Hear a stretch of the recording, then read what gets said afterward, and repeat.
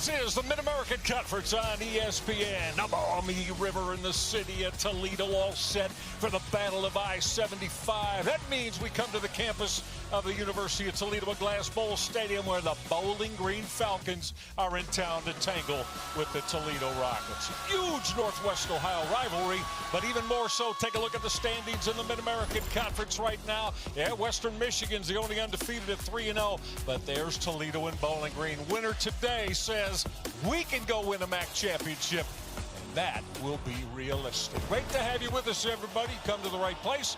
Michael Regai, my partner Gerard Cherry. Big fella, let's start with the Bowling Green Falcons, where their head coach Scott Leffler feels like they're getting ready to take finding ways to get the job done. Now, granted, they lost to Northern Illinois, but what you appreciate is the fact that they were able to beat Kent as well as Akron. And Harold Fannin Jr., you're going to hear his name called a lot today because he is flat out phenomenal. He can do it all. He can beat you with his arms. He can beat you with catching. He can beat you with running. He can beat you with blocking. He's just flat out that guy, that man, that dude. But the Bowling Green defense of late has been playing tremendously well from a sack standpoint, in that they are on the hunt for quarterbacks and they are getting after dudes with Hawkins and company involved. And when you think about the Toledo Rockets, it starts there with Jason Candle. And what he represents from a head coaching standpoint is that he's one of the best in the MAC and in Toledo. But at the same time, he's happy with what he's seeing right now out of his squad. Tough loss against Buffalo a couple weeks ago. But outside of that, they have back their quarterback, Tucker Gleason, and that he is finding ways to get to different receivers. And he's that dual threat quarterback as well. But what really impresses me about this Toledo Rockets defense in particular is their safeties. Max and Hook, he's a tackling machine. And then you add Emmanuel McNeil Warren into the mix, he can make plays and get the job done as well.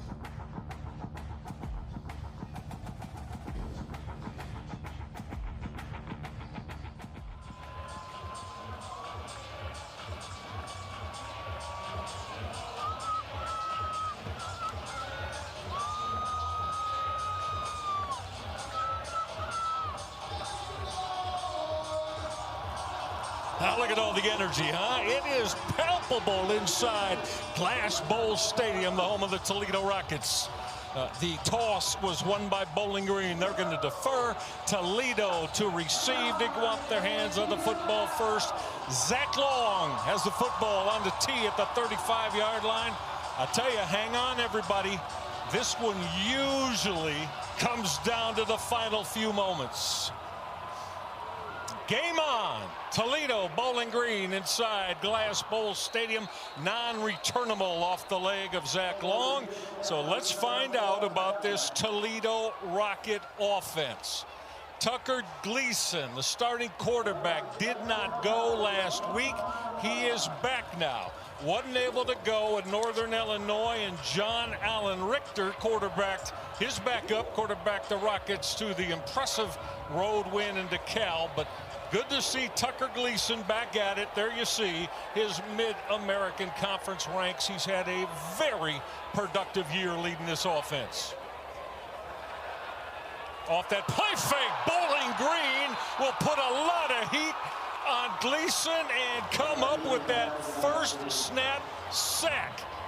Oh, look at the Falcons. They got all over that, as in on that strong blitz was A.V. McGarry on the hit. And we told you early on, Michael, that the defense will get after the quarterback, and they certainly did it right there. Now back to the ground game on the second snap of the afternoon, and that is Savon Clark. And well, look at this fired up Bowling Green defensive 11, Gerard, to start this one. That tells you that's rivalry week. That lets you know right now that the intensity is at a whole other level for this football game. And if you're Bowling Green defense, you keep the pressure, and if you're Toledo, you weather the storm. Big Ali Saad on that hit.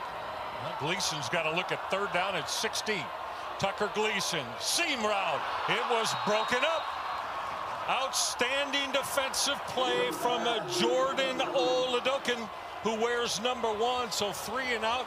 If you're Scott Leffler and Bowling Green, you couldn't have scripted that better defensively. Exactly. That's what you want. You want your defense to show presence and show that they are here to play today. And for this offensive unit for Toledo, they simply have to understand You're going to match up in intensity, and you have to bring it for 4 quarters, not just for a series, but for 4. And right now, give the edge to Bowling Green. Love what I just saw on the defensive end. Yeah, how could you not, huh? Emilio Duran. The Toledo punter is going to hit this one from the 10-yard line. He'll drive it high, and it's going to take a left turn and kick out of bounds. So Bowling Green with excellent field position to begin their first drive of the afternoon.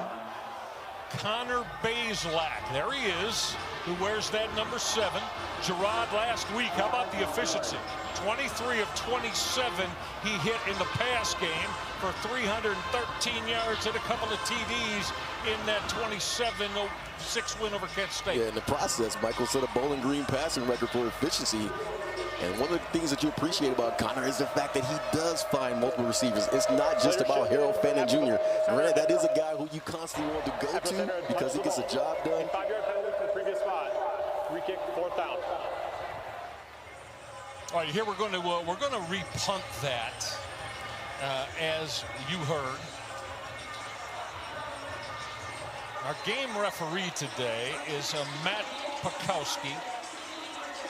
Pakowski, of course, the gentleman with the white hat on. You'll hear from him all afternoon as he takes to the microphone as the game referee. All right. So that Toledo punt cover team, Gerard, going to come back on the football field and do it again. Bowling Green should get very good field position again. Toledo's at a deficit right now because you just had guys cover the football field and they may be winded from that covering. Pressure coming, but able to get that off was Emilio Duran. Shorter punt, and coming up on that Bowling Green fair catch was Justin Piguez, and he is able to secure it. All right, let's take a look again. Connor Bazelak, here he is. He had the big one last week in the win over Kent State. He certainly did, and as we said before, found multiple receivers, not just Harold Fannin Jr., but he found a way to get to his other guys like Malcolm Johnson Jr. as well as Finn Hogan. But what you appreciate again is that Connor is so accurate, and it's going to take a great job on the part of Toledo defense to get him off those points. Toledo defense is strong. That first carry and busting it to the outside is Terrion Stewart. Stewart with the outstanding run. Give Stewart a quick 25 to move the sticks on that first carry of the afternoon. Terrion Stewart. And Terrion bounces it outside. He's known more for running in the interior of a defensive line, but right there he bounces outside. No one there to contain Michael.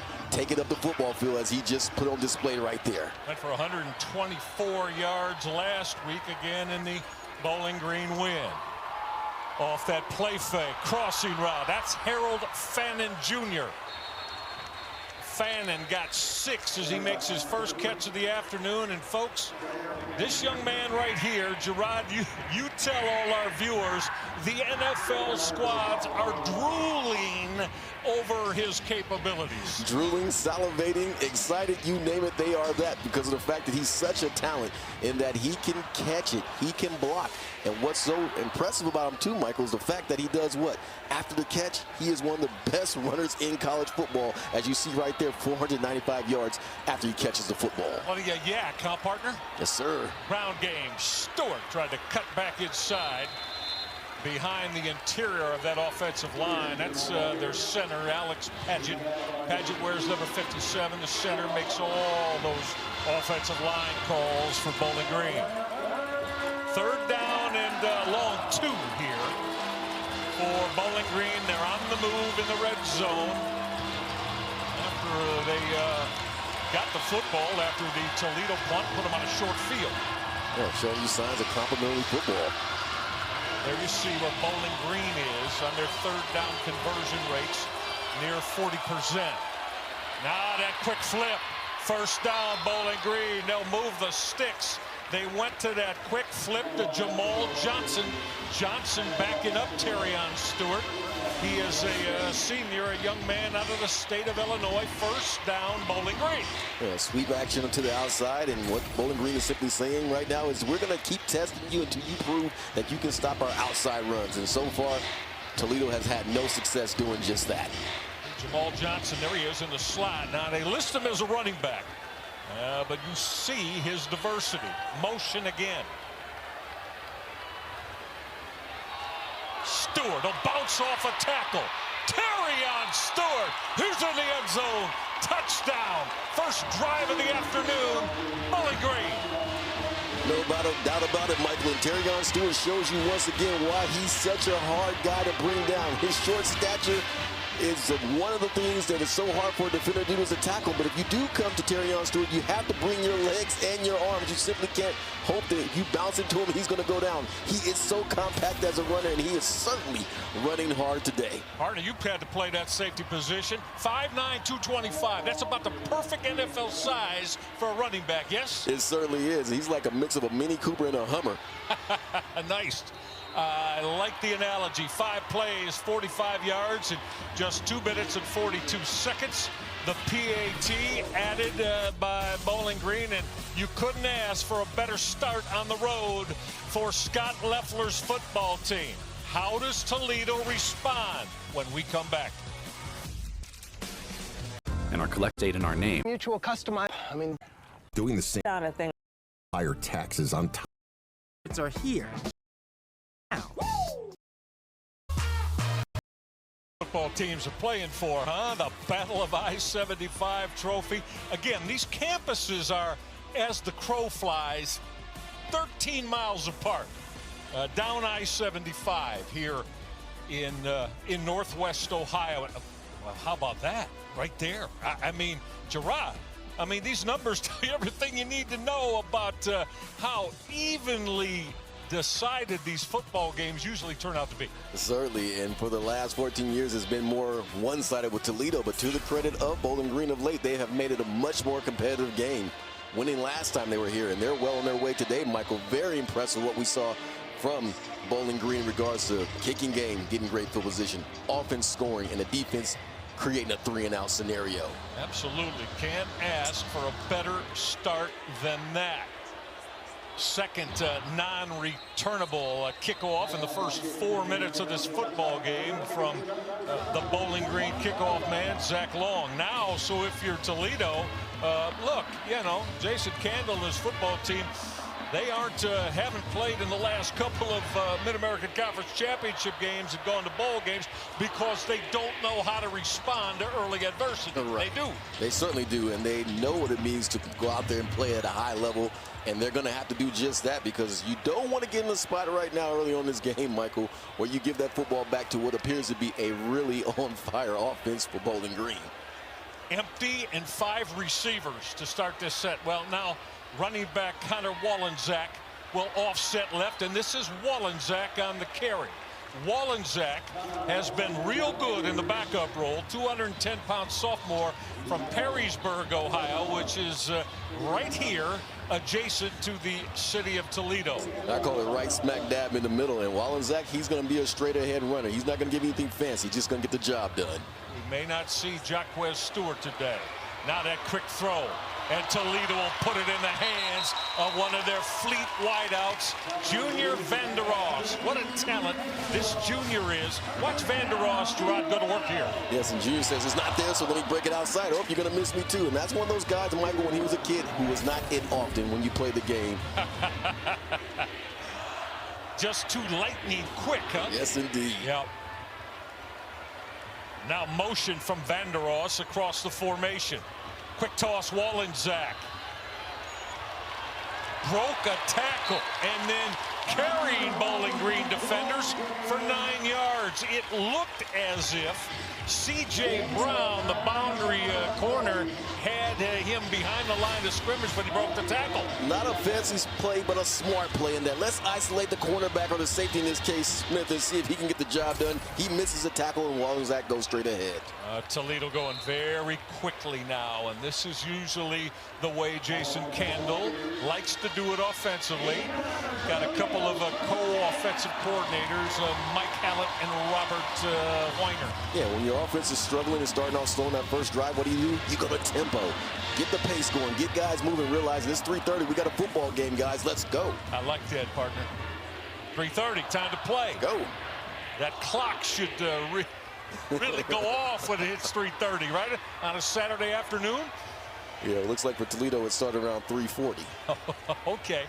They've fallen in a very quick 7-0 hole. Tucker Gleason back in the lineup today. Staying on the ground. This is Savon Clark. Very close to moving the sticks again. They're going to give him 9 down to the 41-yard line of Bowling Green. Real tough, bigger back, huh, partner? That's right. The Georgia transfer and Savon Clark, big back, 6'1", 225 pounds. And he shows you that, again, just like Stewart, if you're going to tackle him, you better bring your entire body and gang tackle him as well. So we got 9 to Savon Clark. 2nd and 1 for Tucker Gleason. Gleason, get rid of it quickly. Put it on the hands of Savon Clark. He's got a first down inside the 40 to the 39-yard line. Bowling Green secondary got him on the ground. That Bowling Green hit defensively came from one of the backup linebackers, Miles Bradley. And for Bowling Green right now, you're not doing a good enough job on the outside in that you're forcing contain rules. You're going to have to honor and do a better job because that is what Toledo's attacking.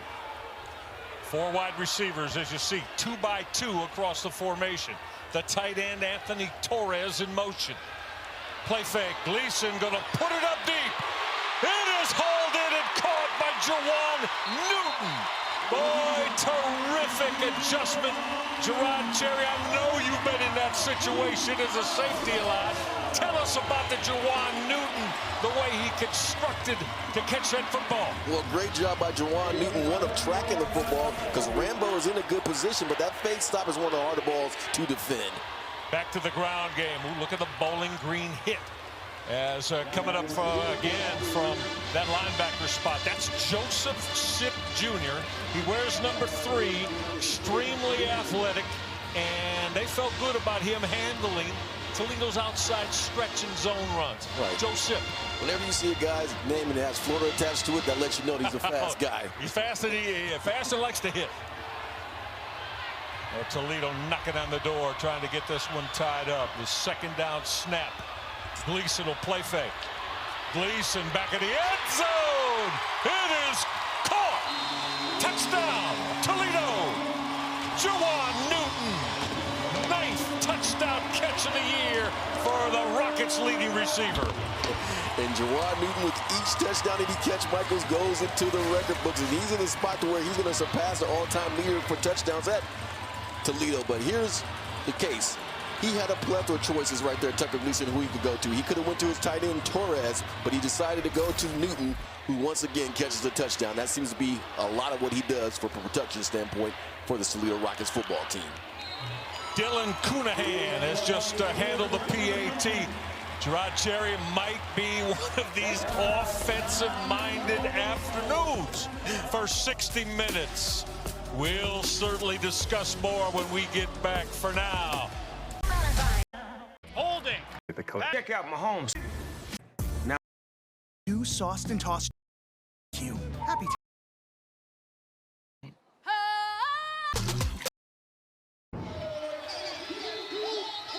Toledo Rockets said we need a drive, and that means we're going to make sure that our 2 guys, Jawan Newton and Junior Vandeross, get involved. Big touchdown catch, right?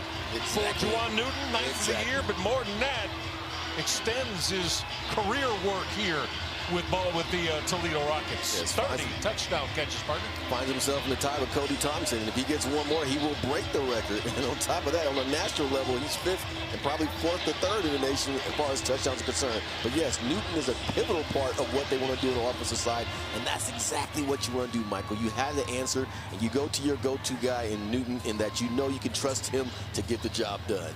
So he's tied with Cody Thompson. That's Jawan right. Newton is all time, right? Exactly. Toledo Rocket career touchdown catches. And something tells me he's going to break the record. Yeah.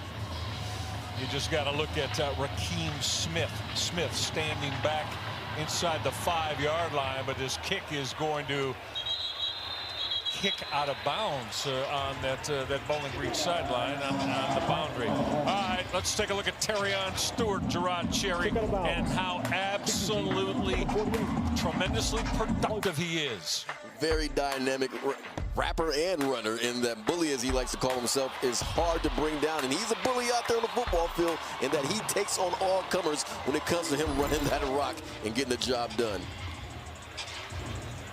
Would you, as a safety in your playing days, I mean, you'd be looking at him all week long, and as we said, knowing at 5'9", 225, he's looking to lower the boom on you when he's coming at you. Certainly is, and the memo has to be gang tackle, gang tackle.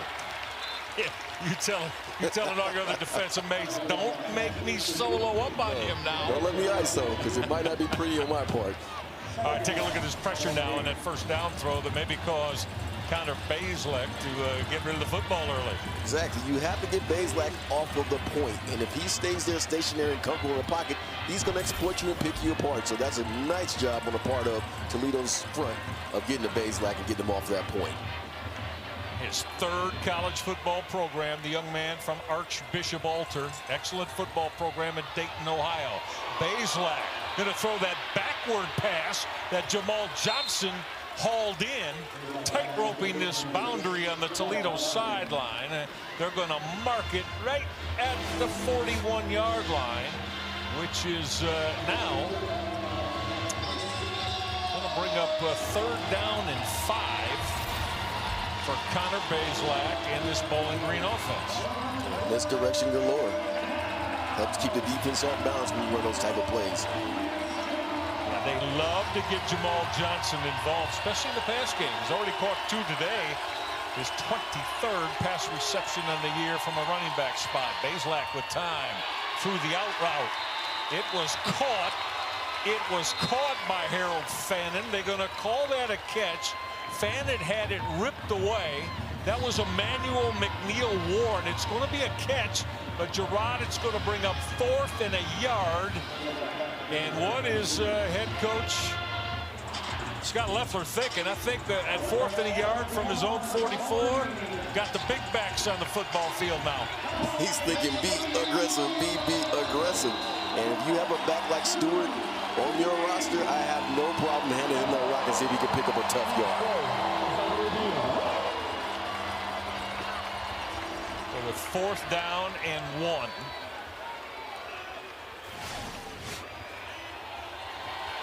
And for Fannin Jr., what you want to do in these shallow crossing routes is make sure that you're right by the sticks. You don't want to be short of that marker in order to pick up that 1st down. But give credit to McNeil Warren and that junior. Does he have the outstanding Gerard, 4 to appreciate 5 pounds, played at a DB. Again, Toledo's found another one. Never completed the catch, incomplete. Be 4th and 10. Kowski.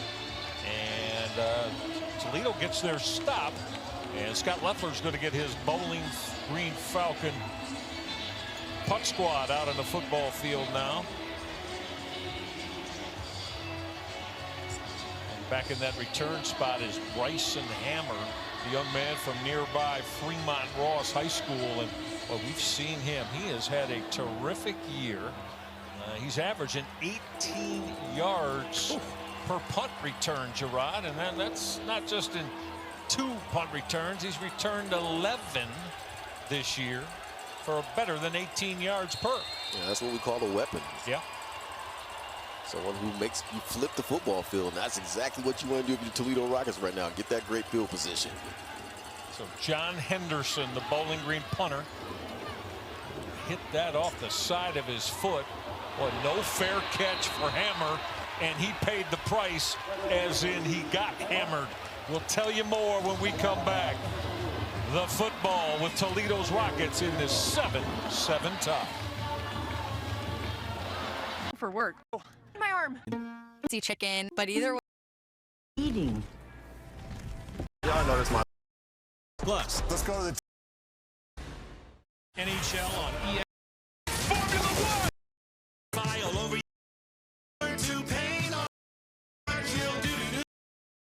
Yeah, tickets at a premium today, close to 30,000. Half of them will wear the orange and brown of Bowling Green. Yeah, the other half, the midnight blue and gold of the Toledo Rockets. Pleasure to be here with you, everybody. Glad you're a part of ESPN College Football. Michael Regai, Gerard Cherry, our terrific ESPN crew. second possession for the Toledo Rockets here in the opening quarter, and not much room there for the running back, Connor Wallenczak.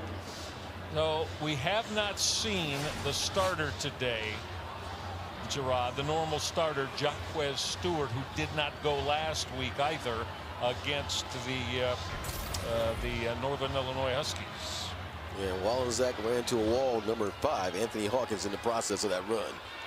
Gleason going to put it up. That out route got on the hands of Jawan Newton, but he couldn't haul it in. And this is like the first possession, right? This is Bowling Green.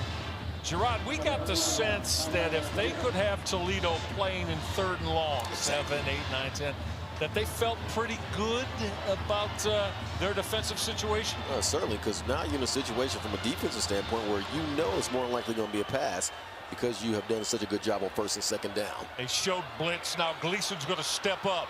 He checked that down and was able to find Jawan Newton. He's going to move the sticks. 3rd and 10. Now they're saying incomplete. Gerard, I was just going to say, will that be looked at? Yeah, because initially it looked like a drop pass to me as well. And ultimately the officials, I do believe, made the right decision. But heck, we know Newton is a sure-handed receiver. As Gleason vacates the pocket, he throws to his receiver. And right here is the key part. How about the stick, huh? Yeah. Stick, and it appears to me that the ball did hit the ground. Yeah, and, you know, Bowling Green, they have 2 players. You know, you can have 2 players who wear number 0. One is the all-world receiver, Harold Fannin. That's Darius McClendon there, 195-pound senior nickelback out of Boynton Beach, Florida. Was an incomplete pass. Plays under review.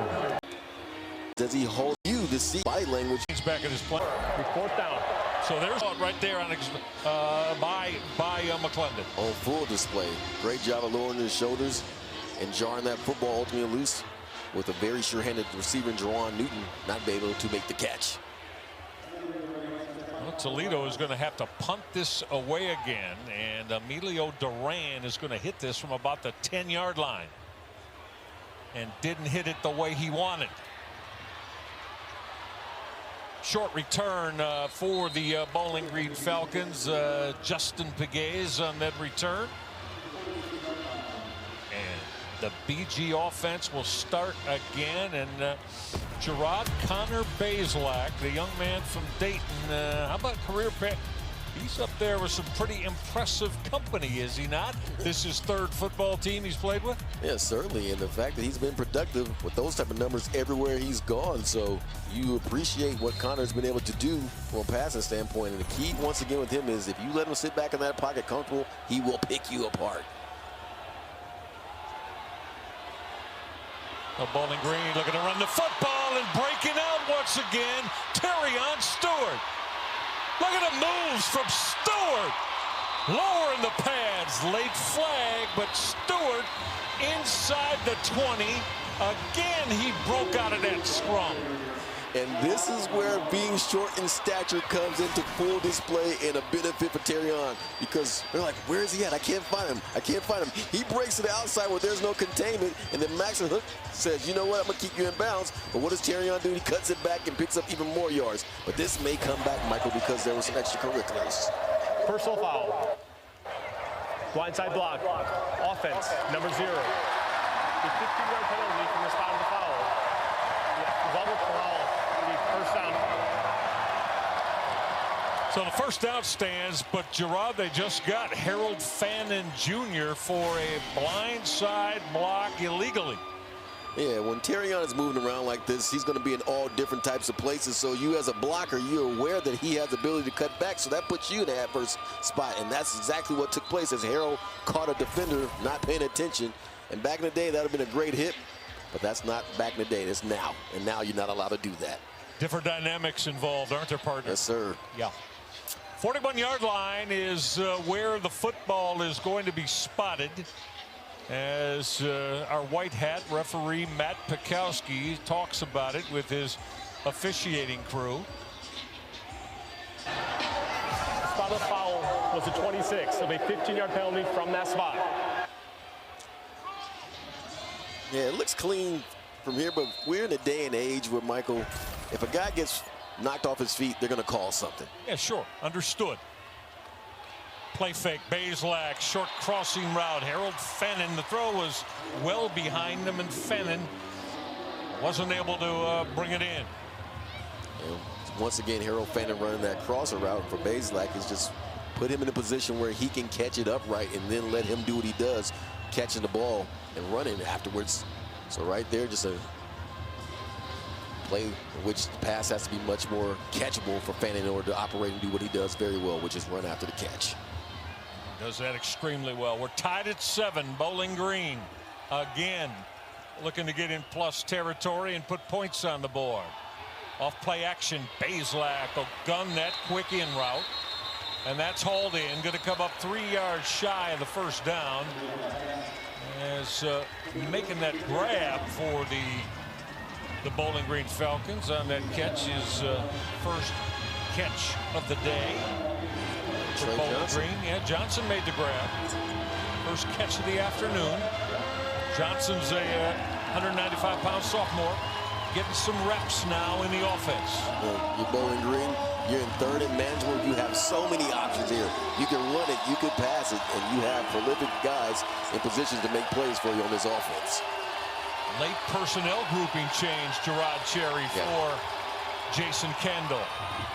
Bazelak off that play fake. Well, he slid down. I'm not sure he was aware where the first down sticks were. Well, did the flag throw for too many men? Okay. It has to be, and it came out late, but it was certainly still defenders for Toledo on the football field once the ball was hiked. Yeah, had to be, because his slide came up what would have been well short of the line to make for a first down. Legal substitution on the defense. 12 on the field. 5-yard penalty from the previous spot results in a first down.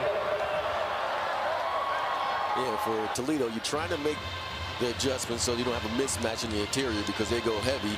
But if you don't have enough guys, you don't have enough guys, because then you ultimately give them the first down with the penalty. But I get what Coach Karras, on the defensive coordinator for Toledo, was trying to do, which is make the substitutions so they weren't outmanned in the trenches. And if you're defensive coordinator and, you know, you feel like we got latitude, we can maybe stretch it out and even make them as late as possible. Well, of course you're going to do that. Now Bazelak trying to set up that quick throw. Off reverse action. It's hauled in. That's going to be a first down. Excellent throw. Excellent play design to get Raheem Smith involved. Boy, did he get excellent blocking too, Gerard Cherry. Yes, he certainly did. Throw. Exactly. Nick Reimer as well as Nate Paps did an excellent job of providing a running lane for one Raheem Smith. Being patient, not getting down the football field, that's such a key part of the screen. As you see the offensive linemen there waiting, Paps as well as Reimer, saying, okay, can we go? Can we go? And then they go and they pick up positive yards. Quarterback Connor Bazelak that real well. That inside flip. Fannin with a dive. No signal yet. No signal yet. They're going to talk. I'm not sure. Well, no signal has been given for the touchdown.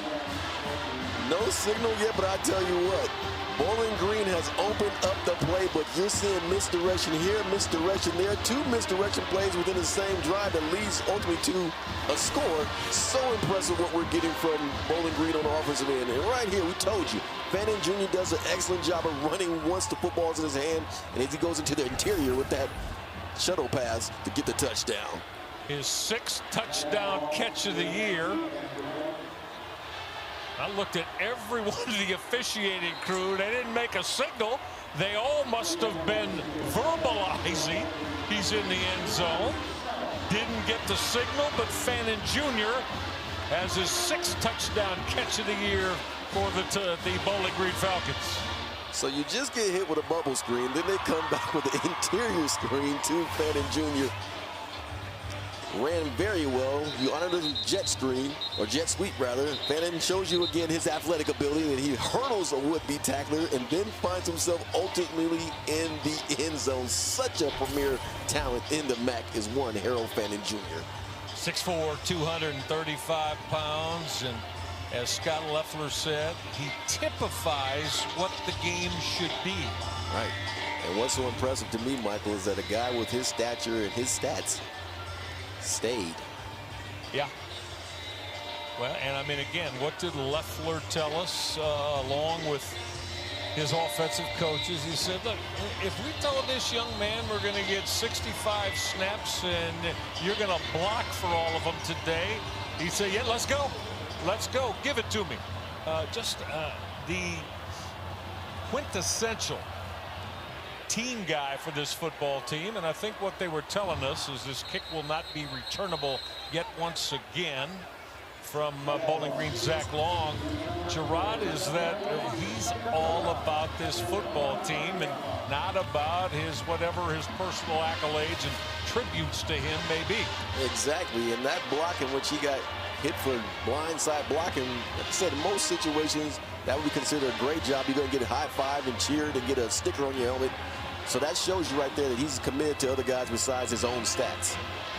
For the second time this afternoon now, Tucker Gleason, the talented Toledo quarterback, and his offense got to respond. They're going to go jet motion and sweep. Boy, and Junior Vander Ross paid a price. Vander Ross got absolutely laid out.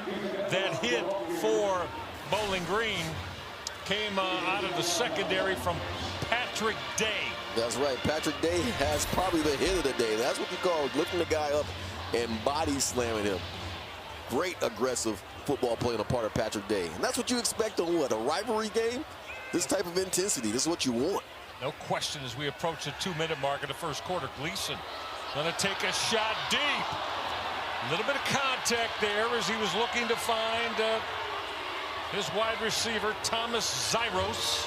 Excellent coverage there out of that Bowling Green secondary by Jordan Oladokin. Where's number 1? Coaches told us Oladokin playing very, very well. And right there, he put that on display because Zyros was pleading to the officials, hey, he passed interference. No, he did not.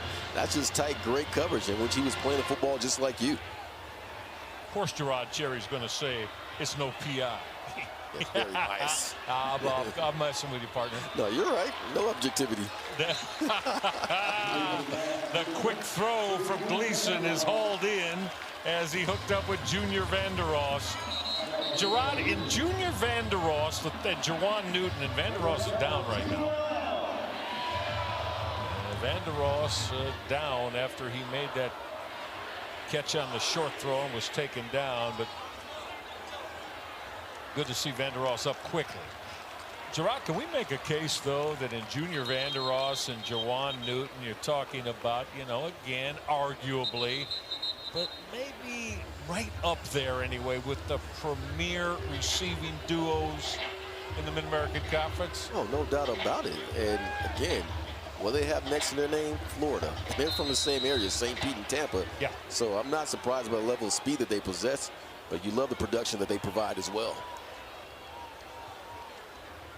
Now Gleason going to go back to the ground game with Savon Clark. Maybe got one up near the 40-yard line. Gerard, we've been very impressed so far. This back seven for Bowling Green, they have been dynamic in the way they've gone after the football today. Whether it's been running backs or receivers, they like to come up and hit as a group. Yeah, very aggressive, and you love the fact that you see the gap integrity. You see guys in the right spots to make these plays as well. But yes, you are impressed so far what you're seeing out of this Bowling Green defense. 2nd and 9 as we come inside 60 seconds in the opening quarter. Gleason got rid of it in a hurry. This is Junior Vander Ross. Well, Vander Ross looked like he was going to get rolling, and then again, as we said, short-circuited. The hit came once again. Helmet came off. He was called for a play. From the work out of the Bowling Green back seven. Brock Horn on the hit there. To 49 seconds. 49 seconds. And you're seeing Bowling Green gang tackle. You see them be very physical when they're making these plays, Michael, in that they don't just tackle you. They are hitting you extremely hard, and Junior has been, unfortunately, a beneficiary of several of those hard hits. Co-defensive coordinators for Scott Leffler, Sammy Lewanson, and Steve Morris. Gleason with pressure. What an outstanding one-half hand grab. Give me that football, huh? Said Jawan Newton on that crossing route. He knew he was going to take a shot, too, didn't he? And that's the most impressive part about it all, Michael. You know you're going to extend your body and be in a position where you get hit hard by a safety. But that doesn't slow Newton down as he pulls that ball in with one hand with the catch of the day thus far. Nice grab on the part of Jawan Newton. 32. 22 yards on that hookup. Newton extended and one-handed that grab and hauled it in. Big play Toledo. Please set it to 32 seconds. Thank you. Here, referee Matt Pikowski. We're going to reset the game clock to 32 seconds. Toledo now on the move, trailing by 7 here as we come inside the half-minute mark in quarter number 1. Back to the ground game. Not much there again. The heavy hitting comes out of the Bowling Green secondary as running back Connor Wallenczak got head up quickly. And on that Bowling Green hit again was Joseph Sipp. And they're missing the element of dynamic play in the running back position with Jaquez Stewart not being available, and Willie Shaw has not been available as well. So for this Bowling Green, Toledo offense, simply put, get more active with this balance of the run and pass attack. And we'll develop that more. We've seen Jaquez Stewart, the outstanding starting running back, with the 1 carry here in the opening quarter. Bowling Green's got a 14-7 lead on Toledo in the Battle of I-75 in the MAC.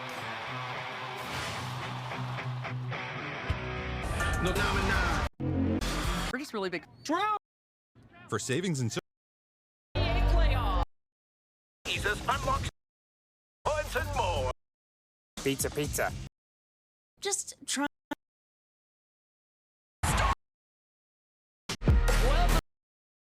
And he's out. Plus is back. And this Glass Bowl Stadium, is filled to the brim today. Jason Candle, will tell you more about him in a moment. For now, 2nd and 11 for Tucker Gleason. Pressure coming. Gleason's throw nowhere near the intended receiver as they were looking to get Anthony Torres out into that route. But how about the job this man has done? 9th season as a head coach. He virtually has won 2 of every 3 football games he played. And for Toledo, more importantly, trust me when I tell you that 6-2 against Bowling Green, does that carry a lot of weight, right, buddy? It certainly does. Anytime you have a rivalry game and you're winning more than you're losing, that's going to help your cause. Toledo will empty out the formation. Pressure coming. Gleason's throw got hauled in, but Bowling Green again is all over that defensively as the throw that was hauled in by Junior Vandeross. There is Joe Sipp again, Gerard Cherry. Excellent defense on the part of Bowling Green in that you had the perfect call. You have a very aggressive Bowling Green defense trying to attack Gleason. You have the screen diagnosed, but because of the fact that Sipp has been playing out of his mind thus far in this game, he makes the play. How about a 53-yard field goal attempt coming up here?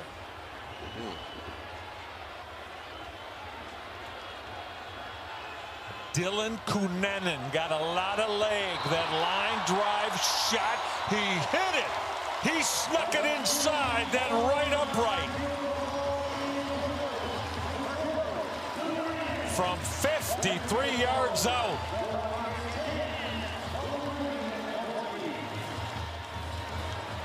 Insanity. Doing the same thing over and over and expecting it wouldn't change this. That's how car insurance. Medicaid. If I was describing I'd go, and then you also have the We're going to go with 54 yards on that field goal make. A 54-yarder from Kunanen, and Gerard Cherry, he had a few yards to spare, did he not? Certainly did. Now, I didn't reach the sky from a height standpoint, but it certainly was effective in that it went right between the uprights, and he probably could have made it from 57 to 58 yards, Michael. All it needs is to be 10 feet and 1 inch as long as it's inside, right? That's all that 10 matters. 10 feet and 1 inch to get across Right. that It doesn't crossbar. have to be scenic or pretty, right? Yeah, that's right. Yeah. That's exactly right. Good one going on here. You wouldn't expect anything less. Just one game going back to 1952 separates Toledo and Bowling Green. From 5 yards deep, coming out of the end zone for Bowling Green. Young man, Rakeem Smith, he's got a lot of flair about him. Calvert Hall High School in Baltimore, Maryland.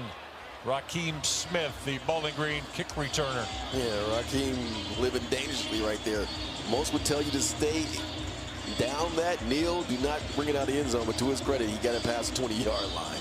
Yeah, and this is the, if you want to call it the worst field position that Bowling Green will start drives with. They've started from Toledo's 45, their own 35, and own 46. So this one from the 21-yard line for Connor Bazelak. Bazelak going to keep the football. Connor Bazelak showing us, hey, don't think I can't use my legs to run. Bazelak quickly got 17 yards and a first down. And this is what we call a nice wrinkle in that no one's anticipating Bazelak running with the football. And on top of that, use Harold Fannin Jr. as a decoy. Excellent design and play of the defense overreacting to one particular player in Fannin Jr. Harold Fannin Jr. is decoy. Yeah, well, yeah, he's in the seam down there, right down at the bottom of the screen. Back to the ground game. Jamal Johnson. Johnson's got 11 more yards on the ground. Why is Bowling Green running the football so effectively today? Because they have so many options, you don't know what they want to do. But love about this play, Michael, is that he's faking the jet sweep, but he says, you know what? I put on the brakes, and I'm going to go up the field because the defense is over-anticipating the ball going to the outside. Right now, Bowling Green is in what we call their bag, and that they're having so much success running these offensive plays. In their bag. Yeah, I didn't mean to intimate that they're not a solid run team. Or if you got number 4 on your football team operating in your backfield, Terrion Stewart, that first down carry. Stewart just got 6, maybe 7. We'll see with them. Give him 6 officially. 2nd down and 4. But Gerard, this Bowling Green offense averages 136 yards per game on the ground for that man, Scott Leffler, and 7th in the Mid-American Conference. Getting it blocked and running it very well today. Yes, the misdirection, typical plays, rudimentary plays. You're seeing all type of plays, but they're all having what success? Already 102 yards on the ground. Middle screen. Well, Toledo had that defended very, very well as a Bazelak threw that middle screen and got the football hauled in. Making that catch for Bowling Green there was Jamal Johnson. Yeah, and Coach Leffler talked about the fact that he has such dynamic players on his roster along with what that represents. And Max Warner said, Max, high five you, give you props, because what we're seeing from you thus far today is so impressive. But again, they have playmakers on the squad for Bowling Green. You're starting to see these guys show up and show out. How will they show up and show out on 3rd and 1 here? Direct snap. Guess who? Harold Fannin Jr. on 3rd and 1. Give him 4. Direct snap. Now, you know, I think maybe they intimated to us that this could be in the repertoire, but there we get example and exhibit A of it. And here's the impressive part for me, Michael. He is met at the line of scrimmage, but his strength, his ability, and his want and desire to get that first down was greater than the defenders as he pushes them forward to get tough yards for a first down. All right, that's his 4th carry of the season. 4th carry of the year. He's now got 44 yards on those 4 carries and a touchdown. Harold Fannin Jr. Now throwing, finding Fannin. How about that? They brought in backup quarterback Lucian Anderson III. So in the last 3 snaps for Bowling Green, they've been to 3 quarterbacks. Connor Bazelak, Harold Fannin, and now Lucian Anderson, the young backup. And when Lucian comes in the game, the assumption is it's going to be a run. But they're playing against the tendencies right now, Bowling Green, and saying, no, we're going to fool you and trick you and actually throw a pass platter to our phenomenal tight end, Harold Fannin Jr.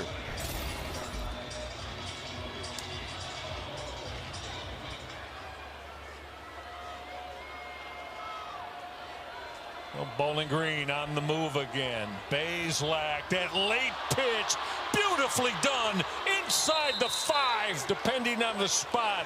The late pitch went to Jamal Johnson. Jamal Johnson, along with Terrion Stewart, Gerard, a huge factor today. Yeah, totally a big factor in that you have so many guys that you can go to from a weapon standpoint and just get the job done. Everyone's been effective that's getting their number called today for Bowling Green on this offensive side of the ball with their skill set players. 16 yards on that Jamal Johnson carry. Stewart will operate to the left, the cornerback Connor Bazelak. 2 receivers, top of the screen in this formation. Off that play fake, Bazelak going to get pushed out of bounds.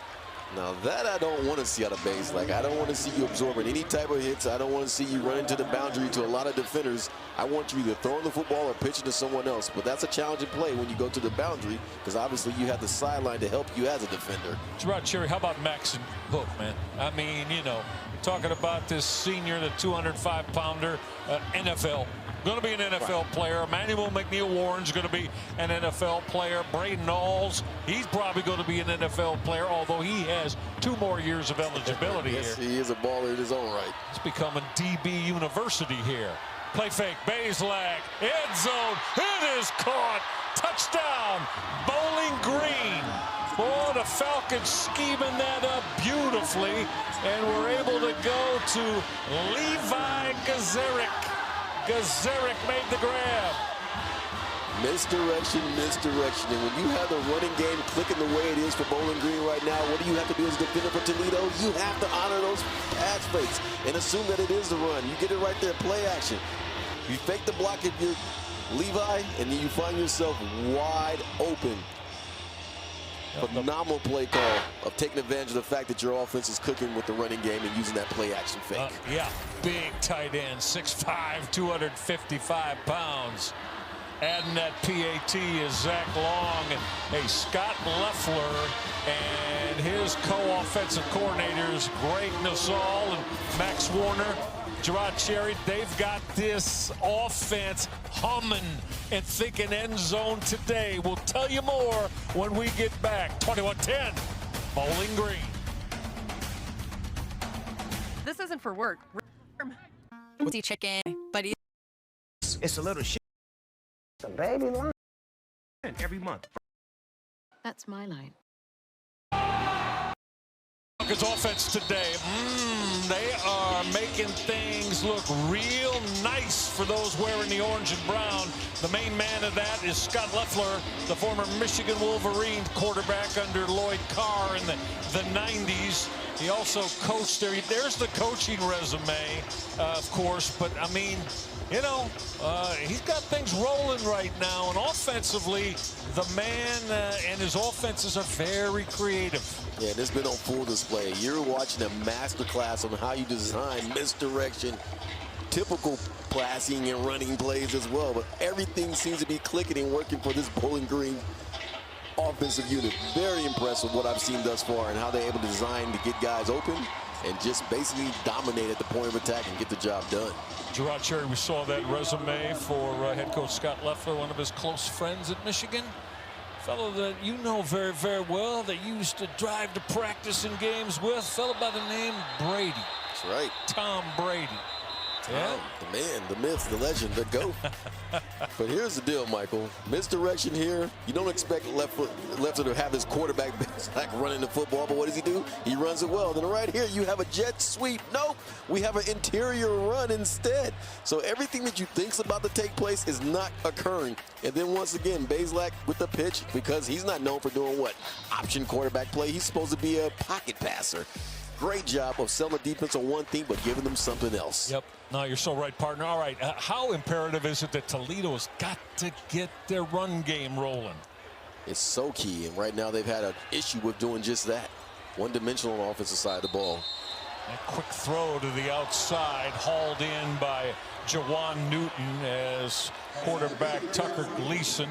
Again, just on that quick throw to his outstanding wide receiver Newton. Toledo was able to get 6 there, so we'll call it second down. Let's call it second down and 6'4". All right, 6 for the throw from Gleason to Newton.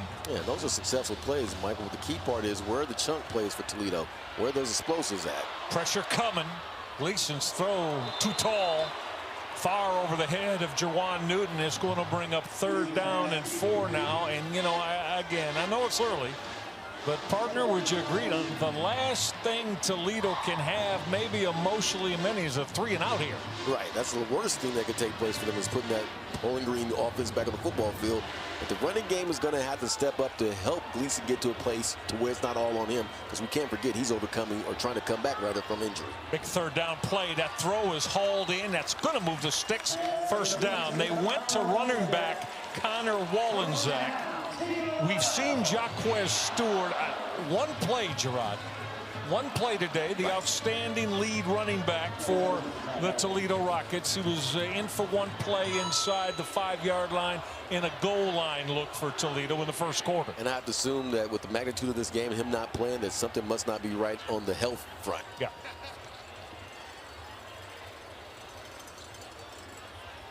Well, Toledo was able to move the sticks here behind quarterback Tucker Gleason, the veteran from Tampa, Florida. Quick play fake.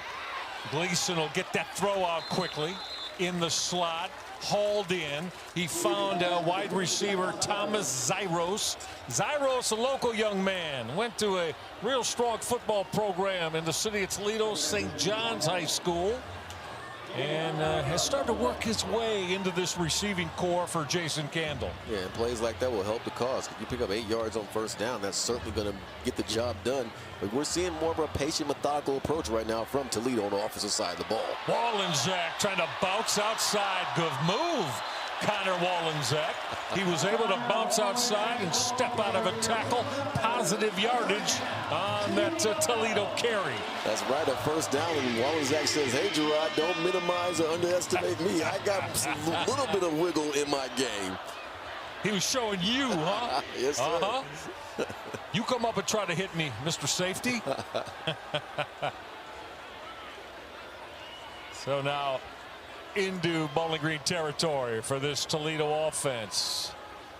They're trailing by 11 here in the 2nd quarter. Wallenczak again, not much there. Bowling Green got up on that hit. Bowling Green's front 7 really getting to the football today. And that was Evan Branch Haynes. Haynes is a big 300-pound junior.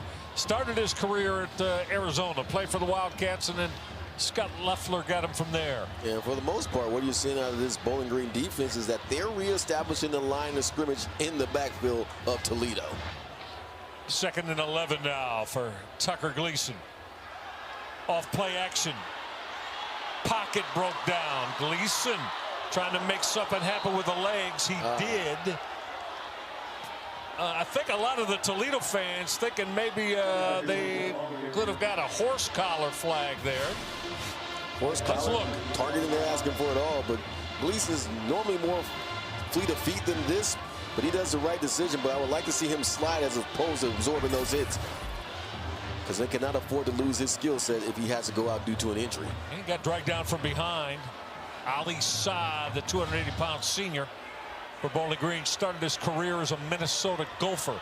All right, 3rd and 9 now. Gleason, pressure coming. Crossing route. Not going to get there is tight end Anthony Torres. Gerard, I'm going to tell you again, the down territory here. Yeah, the back 7 though for Bowling Green got to be impressed with the way they're coming up and making hits, especially in space, solo hits. That's an excellent point, because you're not seeing what runs after the catch. You're seeing guys, as soon as they make contact, go down to the ground, and that is so key. But right here is key and pivotal to this football game.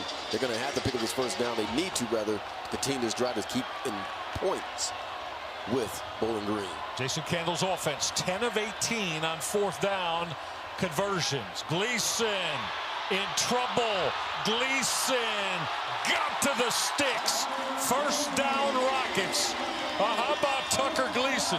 Stumbling, but managed to stay on top of it and get to the sticks. And Tucker fought Bowling Green. He fought the turf monster. He fought a bunch of things, but he managed to keep his feet, and that's the most important thing because he's finding himself past those sticks for another Toledo first down. Well, again, we're inside 5 left in the first half, but again, if you're Toledo, but you want points out of this possession, down by 11. So Tucker Gleason able to move the sticks. And now we're going to get Jason Candle getting a quick timeout. That's his first of the second half. All right, don't go away. Toledo on. Kamala wouldn't with Cobb. Oh, I don't put honey pepper promote cheese. Welcome to the NBA playoff. All right on this. And 26 minutes and some change of football. Their Bowling Green Falcons have a 21-10 lead on the Toledo Rockets. Great to have you along on ESPN. Michael Regai, my partner Gerard Cherry, producer Stas Hall, director Anthony Giassi, all of our crew. As we take a look here at the Toledo Brain Trust, the offensive side of things. Mike Hallett and the offensive crew. Gleason with time, tried to gun that throw. That's hauled in.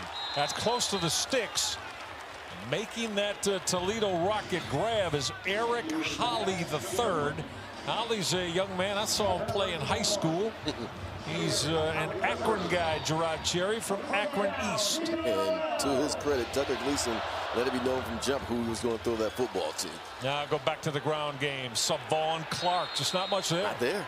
Just not much there. As this Bowling Green defensive line again continues. Anthony Hawkins there, the big 300-pounder from Mansfield High School here in the Buckeye State. Yeah, he's definitely the man because what he's doing right now from just controlling the trenches, he is shutting down everything that Toledo wants to do as far as running the ball is concerned and really making them one-dimensional, only being able to pass to be effective offensively. 2nd and 11 now for quarterback Tucker Gleason. Play action. Pressure coming. His throw got broken up at the last moment. Jawan Newton was going up to make that grab. And how about C.J. Brown? There's Brown. 200-pound boundary safety out of Canton, Michigan. Walled Lake High School. And give Gleason credit for being able to pass his football, but he's getting the pressure, and you're just seeing a plethora of defenders just in his face. And right there, Trent Sims is on the scene, but Newton almost comes down with a circus catch in the process. But great job again on the part of the Bowling Green defense. They are simply balling. Yeah, love the way you break that down, partner. Absolutely. The line to make at the 17-yard line. Gleason, quick throw, hauled in. Inside the 10 with speed for the Toledo Rockets. And oh, did Junior Vandeross need to provide that. The speed of Vandeross on display there. Get the football to those speedy wideouts, Gerard. That's right, and also get the help from some friends. And Anthony Torres right there, the tight end for Toledo, does a great job of helping spring Vandeross to that boundary area to pick up those positive yards. Well, again, Junior Vandeross, Jawan Newton, such a load to deal with off the play fake. Gleason powers his way into the end zone. Tucker Gleason, touchdown, Toledo's Rockets. And Tucker Gleason says, yeah, you want a phenomenal run, you want some action, you want to see me show you how you sidestep a defender and get a positive play. That's exactly what he just did and put it on full display. I did not know Tucker had that type of running ability in him, Michael. This is fleet-footed. This is showing a skill set and a will and desire that I'm going to get in the end zone and keep my team in this game. His 3rd rushing touchdown of the year, Tucker Gleason. 170 yards plus in the ground for this season on the ground for Gleason. But, you know, he's not looked upon as a guy that's going to pull it down and use the legs. More of a pocket drop back passer in this Toledo offense. Yeah, that's a fair point because we know he has some semblance of a dual threat capability, but this right here, this is some Tim Tebow-esque type of running and how he just ran that football. Wow. Very impressive. you got to love this. Back and forth we go. Toledo found themselves down 11, but they responded. We said as they started that drive, points are very, very important here. And quarterback Tucker Gleason in that rocket offense said, yeah, we know that, and got their way into the end zone. Yes, and they did it in a very methodical manner and fashion. It's going to take that. Any way you can get the job done. So right now we're seeing with Toledo that they have to go the not so explosive play route in order to get the job done. And for this Bowling Green Falcons team, they've just been explosive across the board. And with 2 minutes and 58 seconds remaining in this half, that's plenty of time based upon what we've seen for them to go down the football field, because they have been simply marching down it all day long. Yeah, the Bowling Green offense today, they have put together close to 200 yards of total offense in this first half. Toledo's right there with them as well. 189 for Bowling Green, 184 for Toledo. So both offenses, you know, maybe on the cusp of 400-yard days. And the difference between the two is that Toledo has seen the longer fields while Bowling Green is operating more so on short fields. So Bowling Green going to get the football back. Non-returnable this time. I always wait to see, because we see Raheem Smith. He doesn't mind bringing it out from deep in that end zone. All right, let's go back and take a look at Gleason on the touchdown run. Yeah, and Gleason has some words to say to C.J. Brown about him trying to talk to him. Obviously, you get pushed right there. You don't like that. But I love when my quarterback is like, you can't stop me. You can't hold me down. You don't have to push your own teammate. But in the process, I love the intensity on the part of one, Tucker Gleason. Yeah, how much an effect, a positive effect, does that have on a whole football team when a quarterback shows his toughness and unwillingness to be messed with? Oh, that's motivation and a half.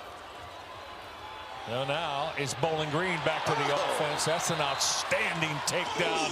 Toledo defensively, as Terrion Stewart wasn't able to get rolling. He got pulled down from behind by Lance Dixon. Dixon, the senior Mike linebacker. What did defensive coordinator Vince Karras tell us? The skill set he has to do everything we need him to do in our defense makes him very special to us. That was a special play. Whenever you can track down Terrion Stewart from the backside and bring him down by yourself, you've accomplished something. Yeah, first tackle for loss today. Now we've got whistles here in front of the Toledo bench. Now the whistles came, like I said, in front of the Toledo bench. Came from the side judge. And we're going to stay right here. 2:19 left in this second quarter.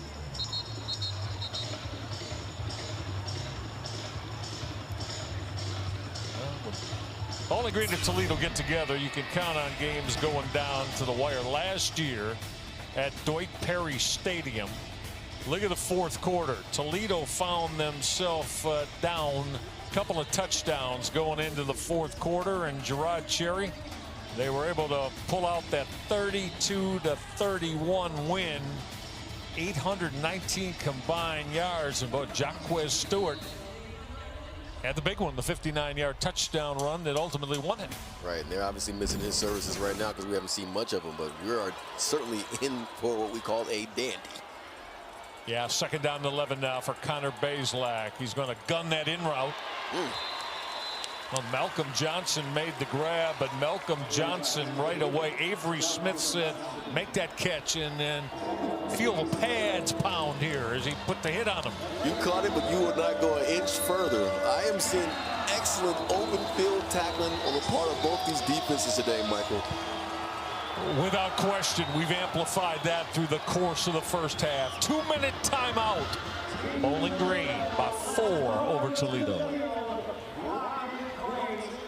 Flood of illegals, skyrocketing prices, global chaos, and Kamala wouldn't change a thing. Would you have done something differently than President Biden during the past 4 years? There is not a thing that comes to mind. Nothing will change with Kamala. Let's go to our next segment, Fairest Calls, inspired by Geico's fair and fast 24/7 claim service. Do we have to do the Geico stuff while I'm here? It's just like Savings and service. Yeah. And customers.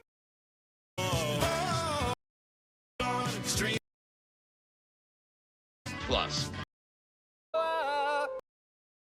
to the end.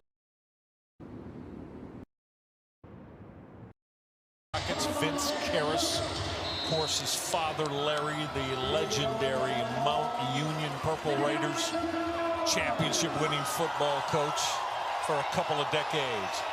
Big play here. In trouble is Bowling Green's Connor Bazelak, and down he goes.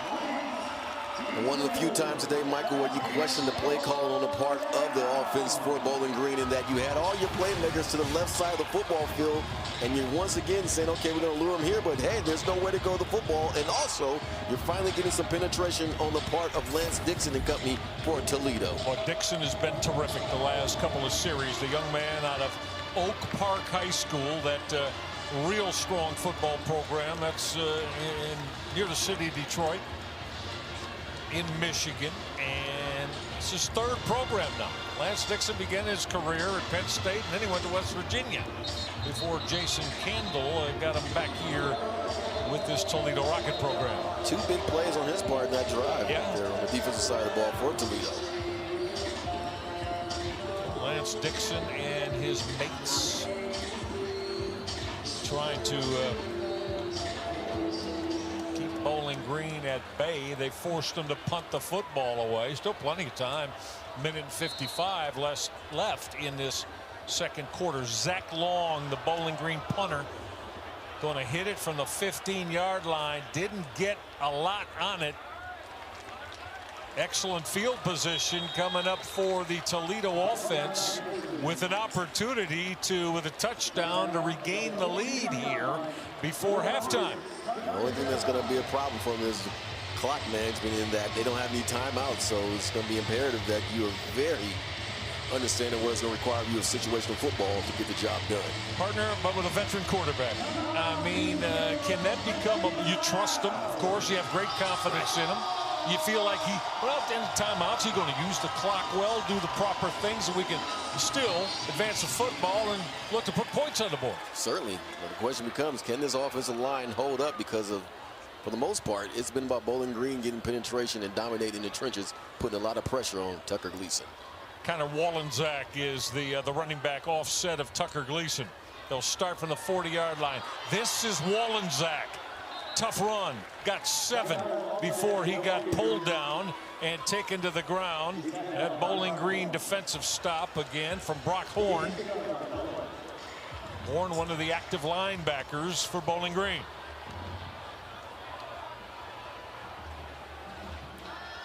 Gleason coming middle. That's hauled in. Jerwan Newton made the grab. First down, Toledo. Move those sticks.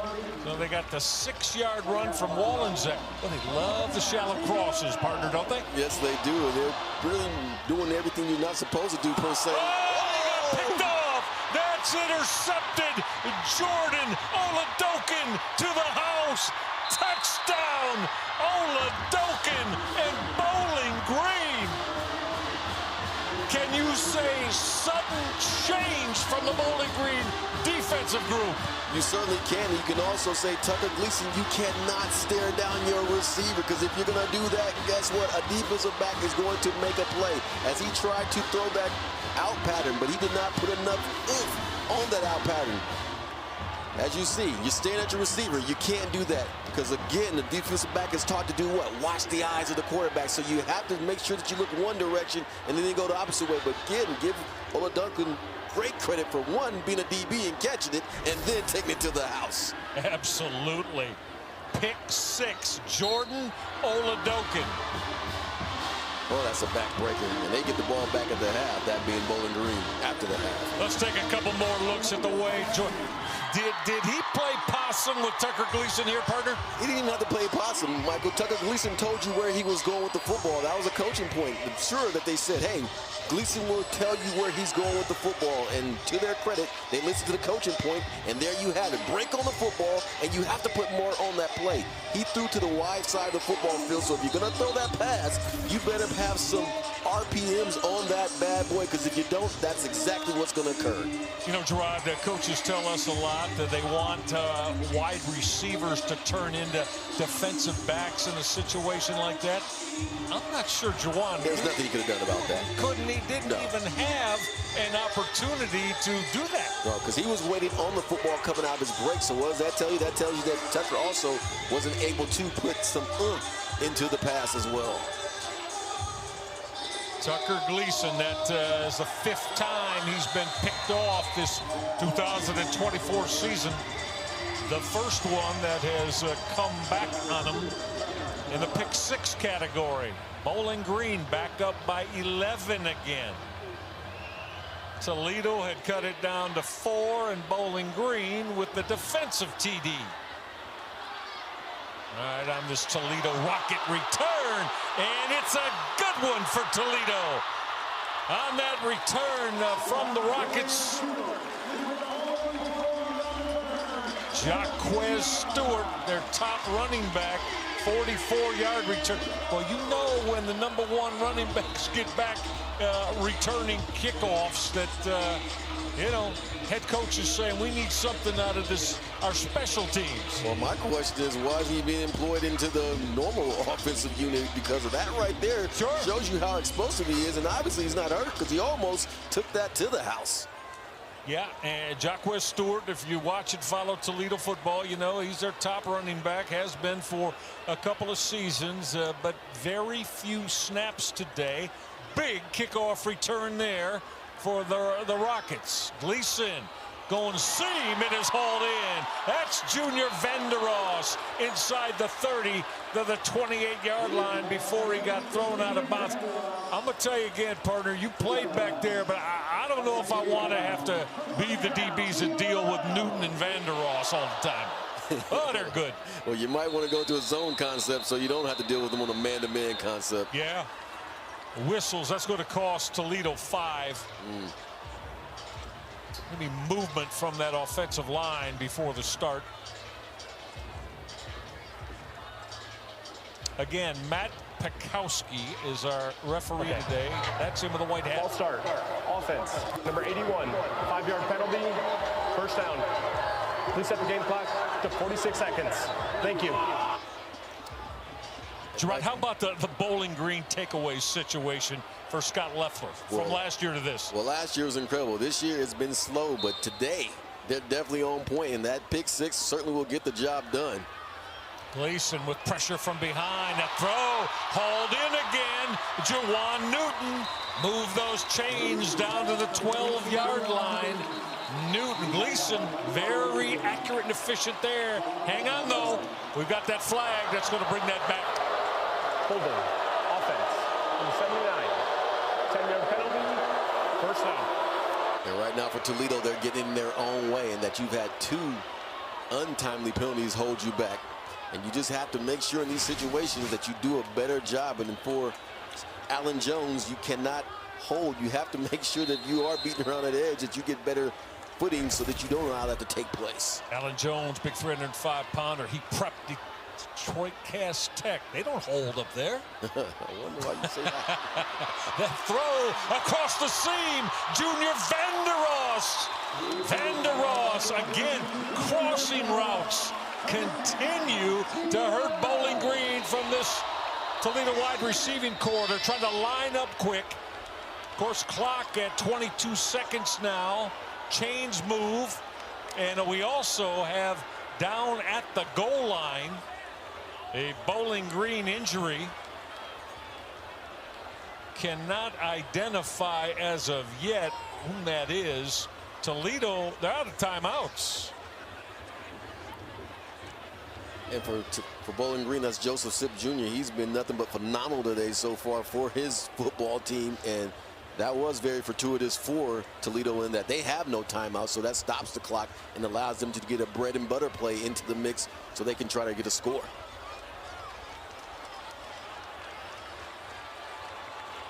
So being helped to his feet by the Bowling Green training staff, Joseph Sipp. He's had a couple of solo tackles today. 225-pound junior out of Hillsboro High, another very strong program in Tampa, Florida. Crossing routes, isolation route. Yeah, Matt Bukowski starting his clock after the injury. Gleason will step up. Tucker Gleason will step out of bounds on the move. They'll spot that at probably right at the 12-yard line. 13 ticks left. Should be able to, 2 plays for sure, Gerard. Hey, you know, you do it right, could get 3 if you need them.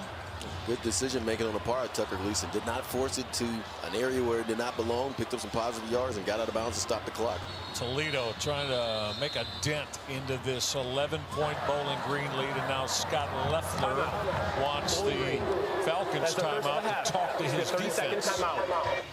30-second timeout. Yeah, well, you're definitely telling your defense right now they are going to the end zone, but you also have to be conscientious of the fact that they have done a great job of doing what? The horizontal stretching of the defense, and that they have a lot of guys crossing, and they're finding a way because they're such excellent runners of getting the job done and getting yards after the catch. Former All-Big Ten linebacker there when he played for the Michigan Wolverines, Steve Morrison, co-defensive coordinator of this Falcons defense. Of course, along with Sammy Lewanson. Their backs are up against it now as this Toledo offense. 2nd and 5. Tucker Gleason moving the football. Gleason stepping up again. Check down. Put it in the hands of Junior Vandeross, who stepped out of bounds before he took a hit potentially from Joseph Sipp. Yeah, what we're seeing right now from a defensive concept is cover 4, in which they're saying, okay, we're going to reroute the slot guy or the tight end and make sure that he doesn't get a free release, but we're going to play coverage behind.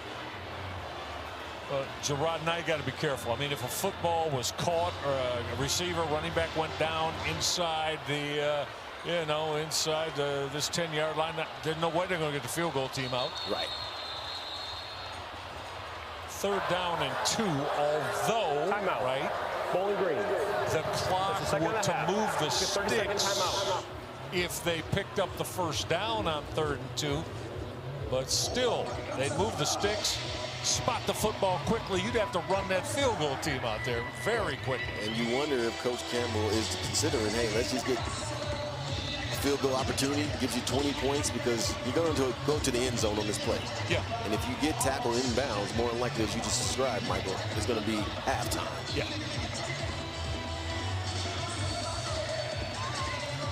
Oh, there's a look at the young man we just mentioned. That's Sammy Lewanson. He and Steve Morrison, the co-defensive coordinator. Now, Sammy Lewanson says that he made a play on you back in the day. Is that true? It wasn't on me, but he did make it on the Hall of Famer, that being one Tony Gonzalez.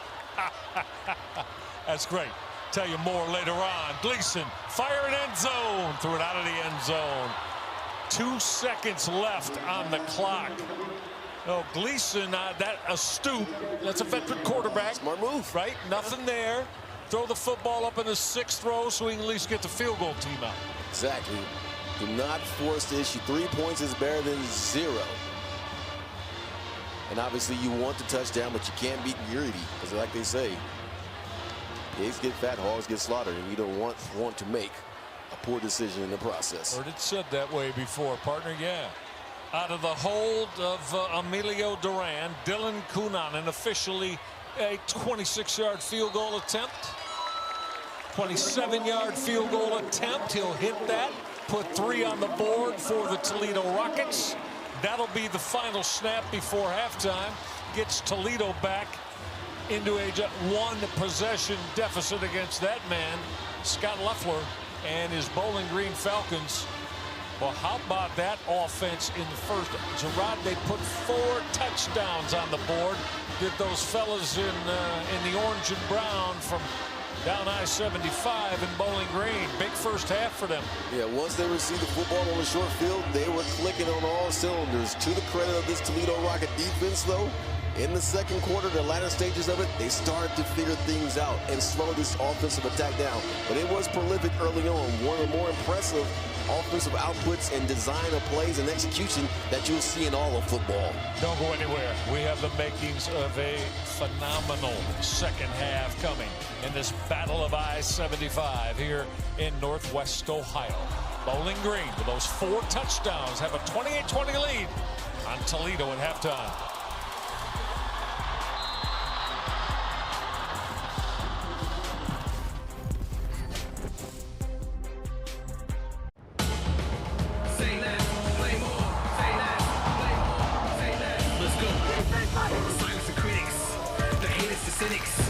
No time for the talk.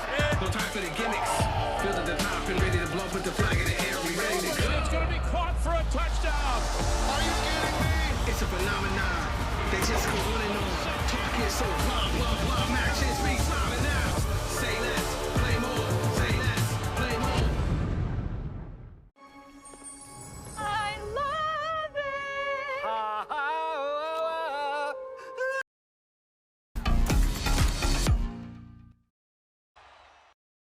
Liberty Mutual customized my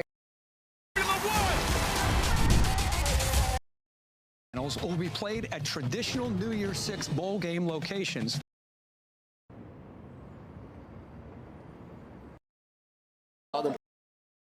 Put a fight in there. Obviously, Tucker Gleason wants that pick 6 back. But other than that, this is one of the more competitive games that I've seen through the course of the MAC.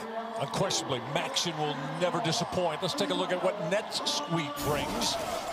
In the Mid-American Conference, Buffalo goes into Akron. Of course, is a week from today, November the 2nd. Toledo, Eastern Michigan. Bowling Green goes to Central Michigan. And then, well, that's Tuesday the following week. So there's the 2 next Saturday, and then midweek action starts after that, Tuesday and Wednesday, November 5th and 6th. So a lot of strong football games that will decide positioning, and again, there's no East and West divisions any longer. Top 2 teams in the MAC play at Ford Field in downtown Detroit in the MAC championship game. Right now with Western Michigan being the only undefeated team in the MAC, a lot of parity taking place, so it is so imperative with that schedule next week that these teams who find themselves right now in the running get the job done. All right, that's coming up next week. Got a lot to go in the final 30 minutes here to decide a winner. Toledo and Bowling Green. 28-20 to Bowling Green by 8 when we get back. Now the commercial space. Wow, this is great. What you said about financing and tax implications. I'm on the next level. In the process of, once again, on play where Levi process of scoring that touchdown.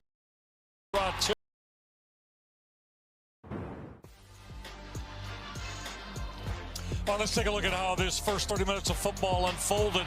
And it started with Terrion Stewart, Gerard Terry, powering his way into the end zone. Exactly, showing you why he's such a dynamic running back. But hey, Tucker Gleason said, I can find my go-to guy in Jerwan Newton in the process of scoring that touchdown.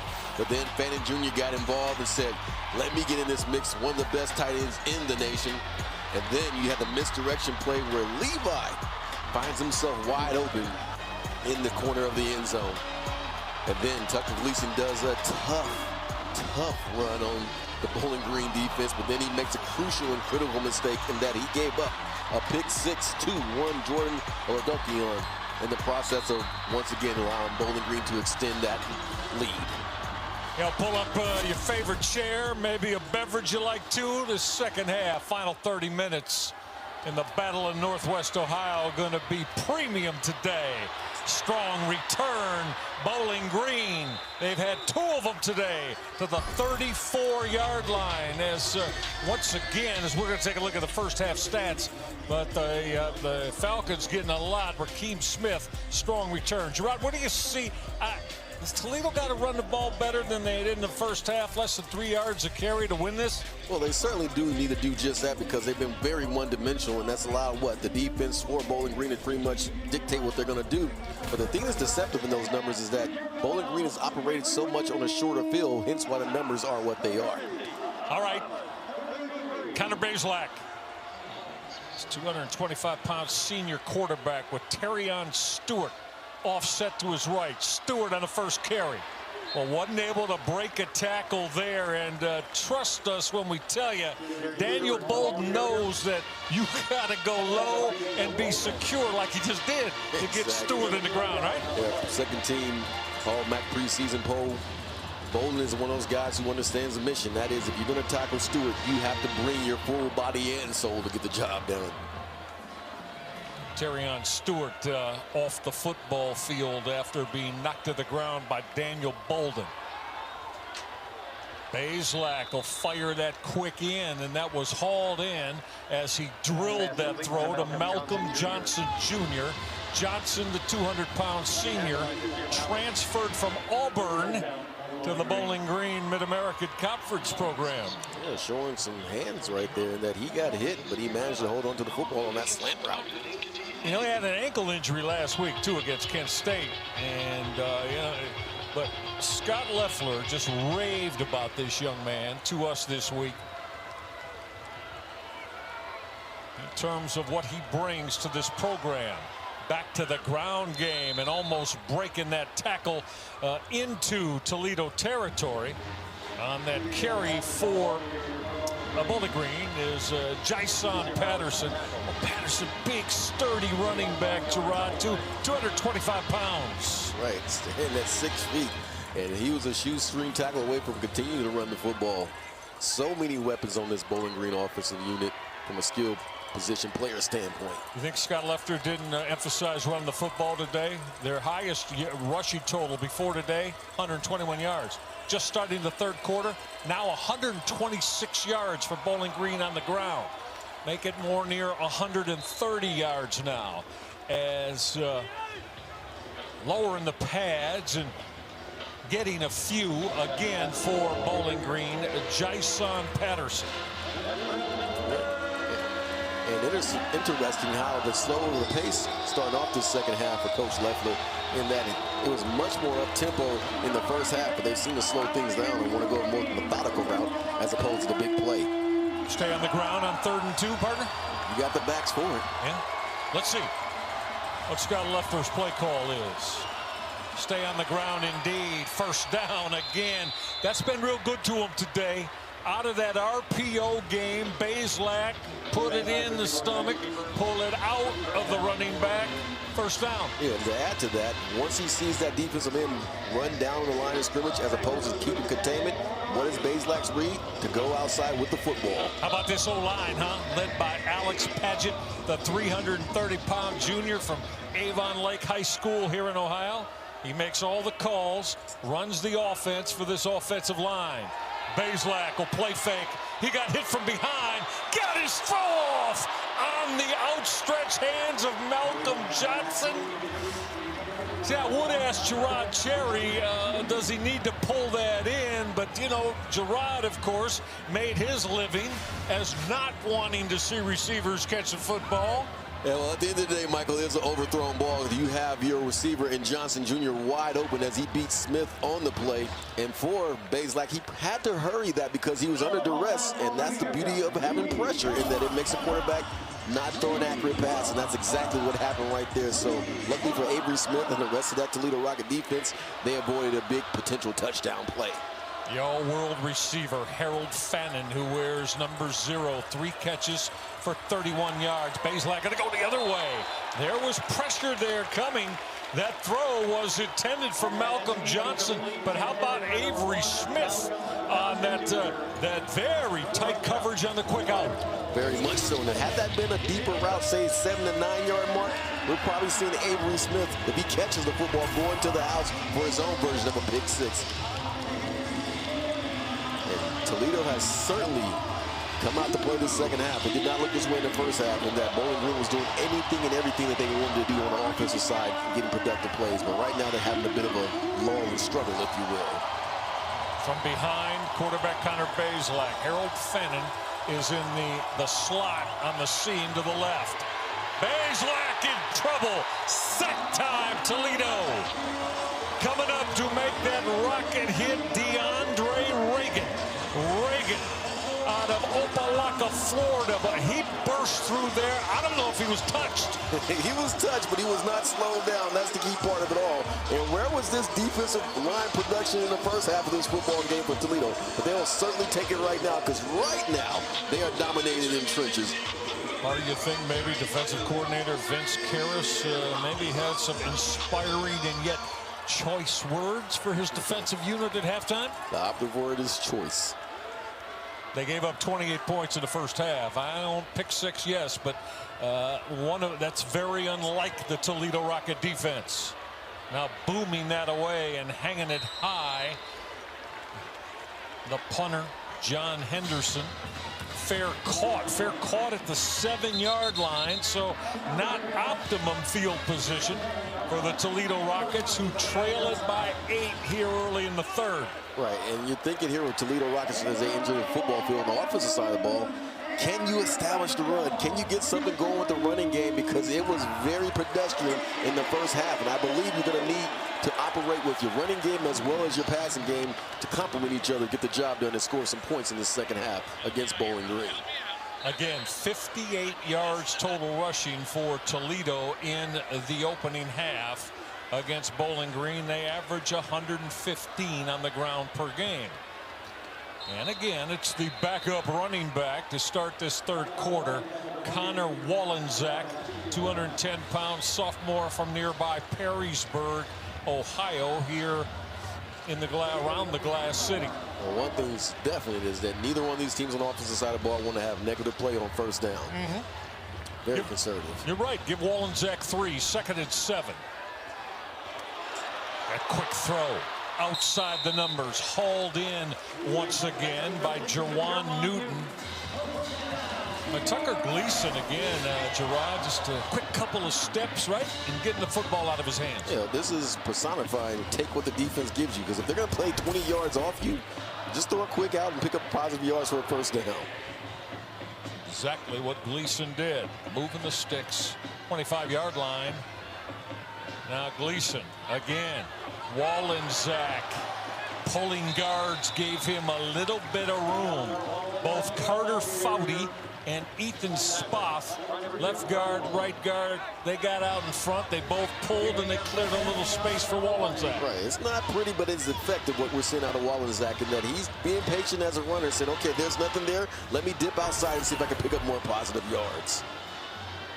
Got 7, 2nd and 3. Wallenczak moved the sticks as he powered his way to the 36-yard line. First down, Toledo. So right now, it's all backup running back Connor Wallenczak, after we only saw Jaquez Stewart for a couple of snaps in the first half.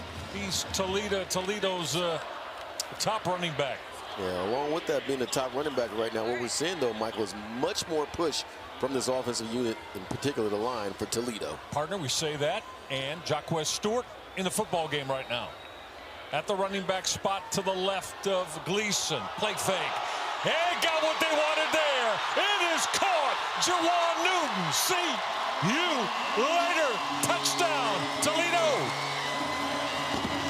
And even with a delay with the pass in which the defensive back had an opportunity to make a play, Jawan Newton shows you why he's one of the best in the business. And now he finds himself being the all-time touchdown leader for the Toledo Rockets. And that was such a timely and needed play on his part.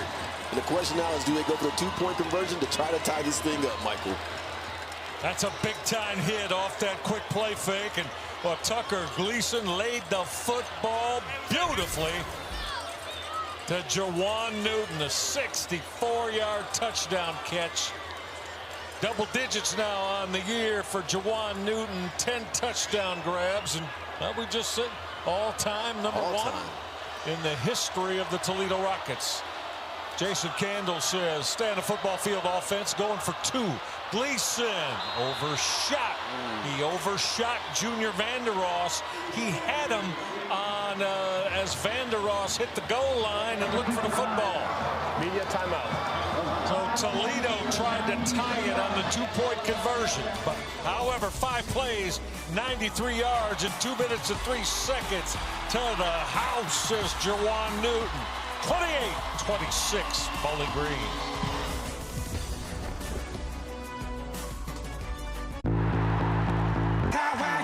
aren't a whole. It's about what hits behind. Plus.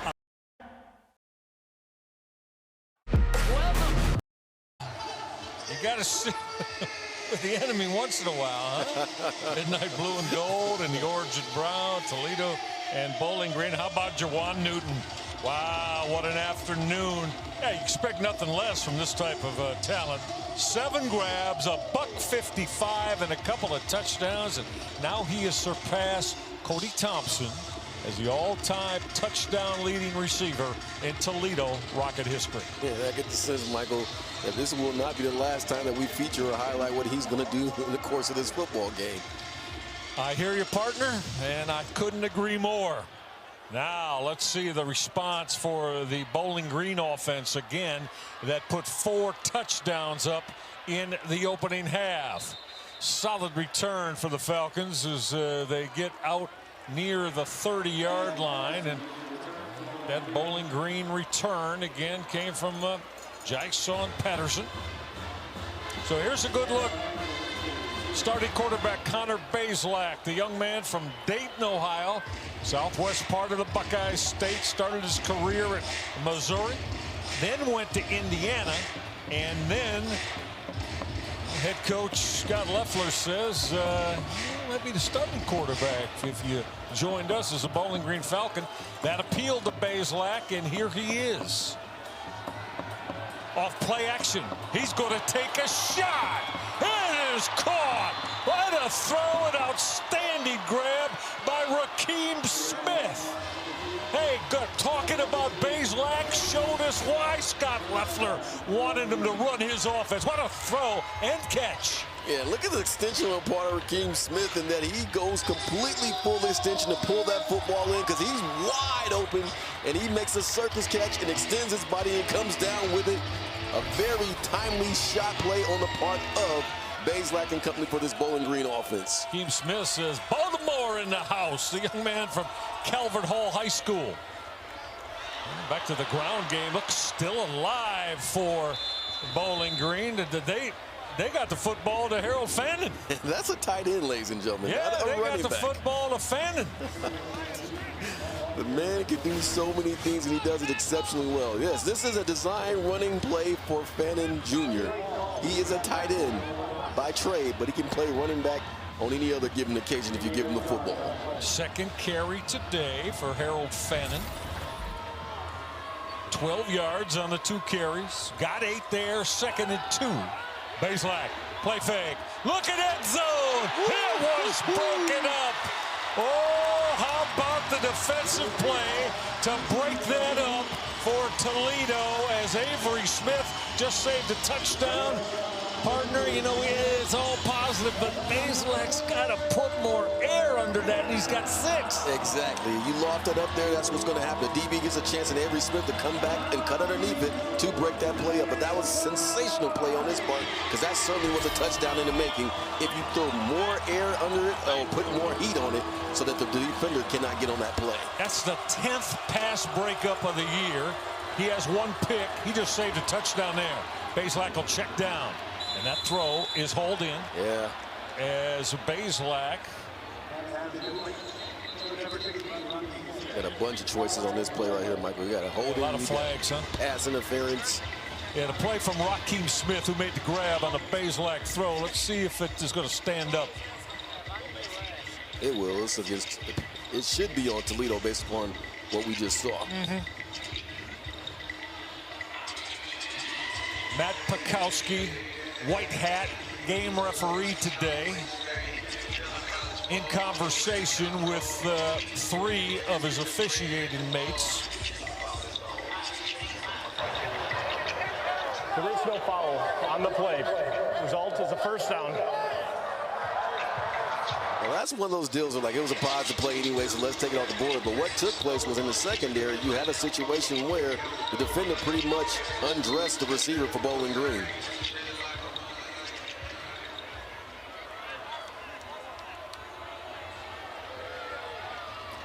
Well, Bowling Green now with Fannin crossing the formation in motion.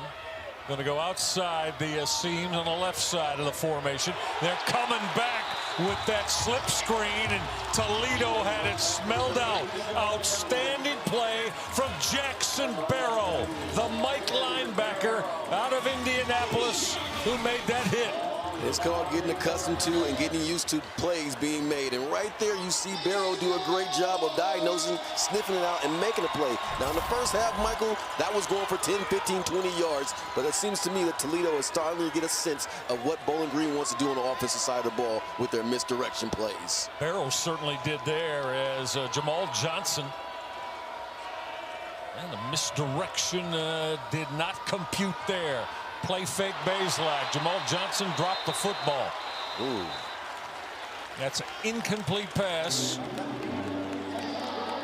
And right now what I'm seeing, Michael, is that first half was great. Those plays were clicking. But right now you're in a situation for Bowling Green where they're just simply not executing to the same level, which was extremely high that they did in the first half. And you're going to have to weather this storm because you have a Toledo offense that's ready to get back on the football field and do some damage. Yeah. Bowling Green holding on now to a precarious 2-point lead at 28-26. The Falcons are 4 of 7 on their third down conversions. This is a long one. 3rd and 15 for Bazelak. That quick throw, he put it in the hands of Jacob Harris, but Harris not going to get any operating room at all and got thrown to the ground. So Toledo getting their stop. Field goal time now for Scott Loeffler as he's going to get Zach Long on. Zach Long, I don't know if he considers this long. It'll be 47 yards from the right hash. Yeah, he certainly is out there for a reason to get the job done. An interesting play call. We'll certainly talk more about it after this field goal attempt. Zach Long from 47 yards away out of the hole to Travis Keener. He got a lot of leg. Got the proper accuracy. Got the proper name. Yeah, Zach Long. 47 yards out. He buries that. They'll put 3 on the board. Bowling Green bunches their lead up to 5 when we come back. Let's hide in the attic. You switched to Get a free grilled and made your River that runs through the city of Toledo. What a Saturday afternoon for college football today, huh? For 30,000 on hand, and this Bowling Green Falcon football team, their head coach Scott Loeffler, they have bumped the lead back up to 5 again at 31-26. Jason Candle, Toledo's 9th-year head coach, going to get his offense back in the football field. Gerard Cherry, and it's that first field goal for Bowling Green here after the 4 first-half touchdowns. And Toledo has had, probably for Jason Candle's liking, too many drives short-circuited before getting in the end zone, having a good field goal team out.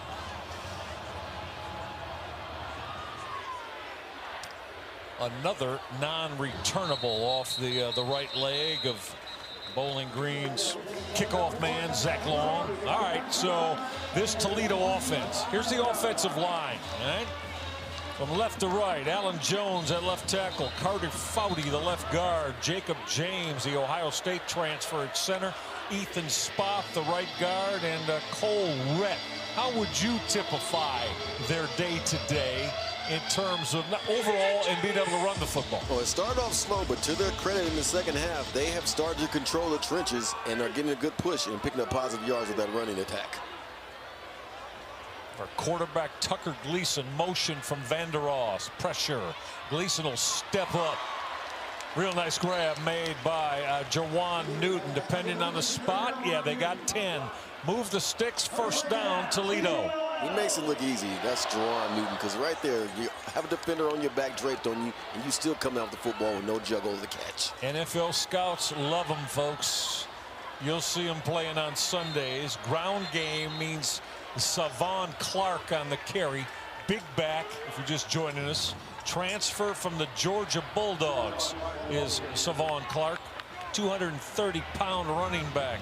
And one of the few times in the second half you saw a negative first down play for this Toledo Rocket offense. Saw a lot of it in the first half. Still no gain there on 2nd and 10. Gleason gonna take a shot. Contact, flags. That's going to go as a PI on the Bowling Green secondary, as it was C.J. Brown, the guilty party. Pass interference, Bowling Green. And C.J., you have to keep your cool, my man. You bailed Torres out. He was not catching his football, Michael. It was well overthrown. If you attack him and tackle him, this is what they're going to do. They're going to call pass interference. Personal foul. Roughing the passer. Very good assessment on your part, partner. That was overthrown and going to be incomplete without the contact. Right, and add on to that a personal foul penalty against Bowling Green. So right now for Coach Leffler, he may want to call a timeout or get his guys together and say, hey, we cannot self-destruct. We have to keep our composure, because we're starting to see a little bit of a meltdown on both the offensive and defensive sides of the ball for Bowling Green. Yeah, such a large part of the what a head coach and you know, assistant coaches too got to deal with their units. Everybody's got to keep composure, stay refined. Flags kill you. Both sides of the ball. Kind of Wallenczak on the Toledo carry. Wallenczak, and the sophomore. Most of the heavy lifting today as the Toledo running back with Jaquez Stewart, their top running back and one of the best in college football, just not getting a lot of playing time today. We've seen him on a few snaps is all. Now going to run that quick reverse. But look at the play defensively from Jordan Oladokin. Oladokin, who wears, let's check that. Let's check that. Yeah, with Rambo right That there. was Rambo, yeah. Where's number 4? The 4 and the 1. Kind of getting bunched up there. This is what you call playing the boundary and making a great open field tackle on part of Rambo. Excellent play. 3rd and long now on 3rd and 8. Gleason. Crossing route. It is caught underneath, but upended and taking a big hit was Eric Holly, as Holly got upended again. Darius McClendon, hard-hitting senior nickel on that Bowling Green stop. And the Bowling Green defense looks like they're going to force a punt. And that's exactly what they needed. They're going to maintain their 5-point lead. Justin Pegues back standing at his 8-yard line. The junior kickoff and punt return man. Now that football's going to kick back and come upfield on Toledo's punt cover team. All right, Bowling Green with a football again. Don't go anywhere. Bowling Green leads Toledo by. You have done. Invited for years. Geico stuff. Fair and fast. And this is Celia. Jalapenos, and it. Customers paid for their Designed with leading 100% of grease.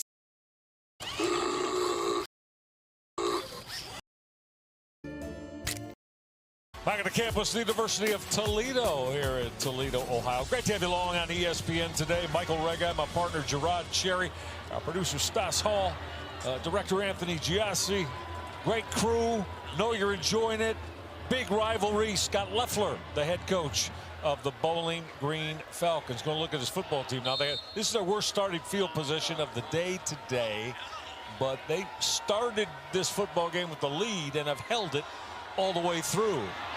Misdirection on that handoff from quarterback Connor Bazelak as he got the football to Jamal Johnson. Johnson started that motion in one direction and misdirected it. Right, and the great play design again, in that you're selling the idea there's going to be a jet sweep, but ultimately he's going to cut it back up and turn up the field for positive yards. They've seen this play before, so they need to diagnose it better for the Toledo Rockets defense. No gain there. Well, the Toledo defense They got gashed a little bit in that first half. Again, gonna run that jet action. That's a first down for Bowling Green. They got the football in the hands of Raheem Smith. Smith has done, he's done it all. Yeah, he has, and he's doing a lot of damage on those jet plays that get him to the wide side of the football field. Yeah, and the beauty of it is that they showed the jet sweep the last play prior to that, and then they come back and actually run the jet sweep. So as a defender, you're saying, what are they doing? And that's what you want. You want to have indecision on the part of a defense. Well, this diamond formation with the two running backs and the one now getting out of it for Bazelak. Bazelak will throw the out. Well, that's hauled in. That's an outstanding grab by Malcolm Johnson. He ran that terrific route, Gerard Cherry, and Bazelak put it on him, didn't he? That was some pro-level stuff right here. And the reason why I say that, folks, now the fake was not great, but the throw was excellent. In that he's out of his break, and there's the ball right there for his receiver, Johnson, to catch it.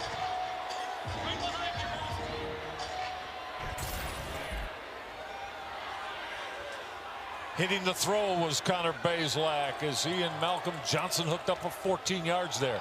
Bazelak now going to take a shot for Johnson again, and that's going to be a flag, and it's going to be either a legal contact or a PI on Toledo's corner, Avery Smith. Pass interference. Defense, number 12. 15-yard penalty for the previous spot. Automatic first down. Yeah, I'm with Avery on this one. You're both fighting each other down the football field. And I get it. He's trying to fight back for the ball, but you both have your hands on each other. I'm going to let that one slide. And yes, I am biased because I was a former defensive back. I didn't say anything, but didn't say anything. On that, I tend to agree with you. You might be surprised. I intend to agree with you that I don't know. I don't know if that's a legitimate PI there on Smith. Be that all as it may, from the 27-yard line, quick toss. Oh, Toledo has got that under control again. Well, the Rockets defensively been doing a solid job on that. As once again, Lance Dixon. Yes. Well, how many times have we called Dixon coming up from that linebacking level to make a stop for loss behind the line of scrimmage? I know for a fact that's the second time today he's done just that against the same running back, that being Terrion Stewart, who was extremely difficult to tackle. But to Dixon's credit, he's getting the job done. Saw a good look at Vince Karras, the outstanding defensive coordinator there. Second and long, second and 15. Bazelak off that play fake. Well, he gunned that throw. Harold Fennon made the grab before he got pushed out of bounds. And not quite a first down, Harold. But we understand your enthusiasm on making that grab on second and 15. Got 13 to bring up third and short. Yeah, Maxon Hook, that's terrific safety for Toledo, is up in arms because he felt he was pushed off. You're not going to get that call against the best tight end in the nation. That's into the third quarter. Both football teams, as is custom, got the four fingers raised as the third quarter comes to an end. Hang on, don't go anywhere. We told you when this started, we might come down to the final possession. Has all the designs of just that. Bowling Green's got a 5-point lead when we come back. The closer leaves. It's fair and really fair.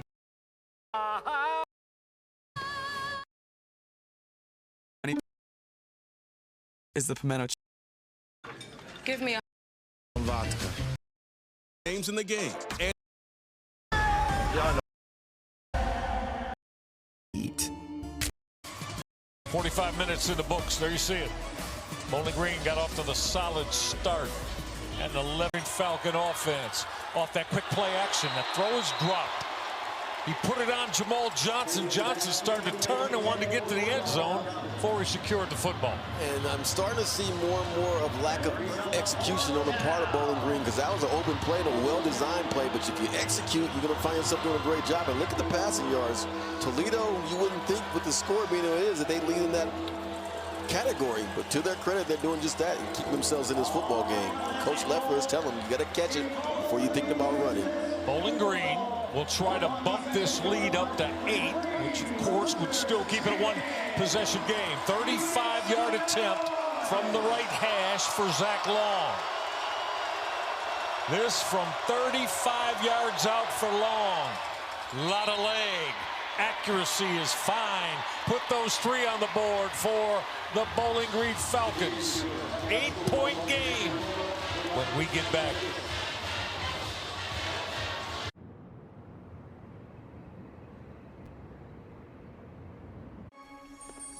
I love it. My deep. Thank you. Use this lesson. Run your market games. There are your 2 main characters in the football theatrics today, Gerard Cherry. Connor Bazelak and Tucker Gleason, the quarterbacks. Your assessment? Yeah, well, both have done a good job of hitting multiple receivers and being effective in the passing game, and you would think that Bazelak would have more yards under his belt, but simply put, he's been operating on a short field. But what you do appreciate about both these guys is that they're effectively showing that they have the ability to run the football, but most importantly, pass vertically as well to put their teams in a position where you're having a high-scoring affair. There they are. Bazelak will go to the headphones to talk to the offensive coaches. How close, I mean, is this? I think we told you earlier on. This is the 90th meeting between these football teams. Toledo with a 2-game edge. 43 wins for Toledo, 41 for Bowling Green. There have been 4 ties, but oh yeah, though, the Rockets have won 12 of the last 14. Now the short kickoff hanging up high and pulled down by the Toledo Rockets, and they're going to have good field position as they will start from their 35-yard line. But Jawan Newton on the receiving end of that hung high short kickoff. Took a pretty good shot, didn't he? Took a heck of a shot. And again, Jawan Newton is not the biggest of guys. 5'11", 192 pounds. And he pretty much got blasted on that play. And you don't want to see such a prolific player for Toledo Rockets be on the football field on the ground right now. So you wonder why he was out there in the first place. But hey, you're looking for a playmaker, and he certainly is that. But we hope he does get up because he's so pivotal to this Toledo Rockets aerial attack. Yeah, no question. Gerard Cherry in the 4th quarter that just began. We're only 12 seconds into it. What elements, what components in this game that shows Bowling Green on top by 8 are of the greatest keys for both squads here? Well, for Bowling Green is simple. You're going to have to reestablish what you did on the defensive side of the ball in the first half, and that you were getting great penetration. You were putting them under pressure, but since the start of the second half, what has it been? It's been more about what the Rockets have been able to do as far as driving up and down the football field. They have taken control of the trenches, and as we know, in most cases, if you start winning the trenches, generally speaking, you start to win football games. They'll start the Toledo Rockets from the 35-yard line with quarterback Tucker Gleason leading the offense on the football field for Jason Kendall. A year ago, it was a 1.32-31 win for Toledo at Bowling Green last year. They've got work to do in the 4th quarter to back up last year's win at Doyd Perry with this one at home. Wallensack on that first down carry. How about the Bowling Green defensive line today as you get a good look at the Falcons? Anthony Hawkins, the big man in the middle.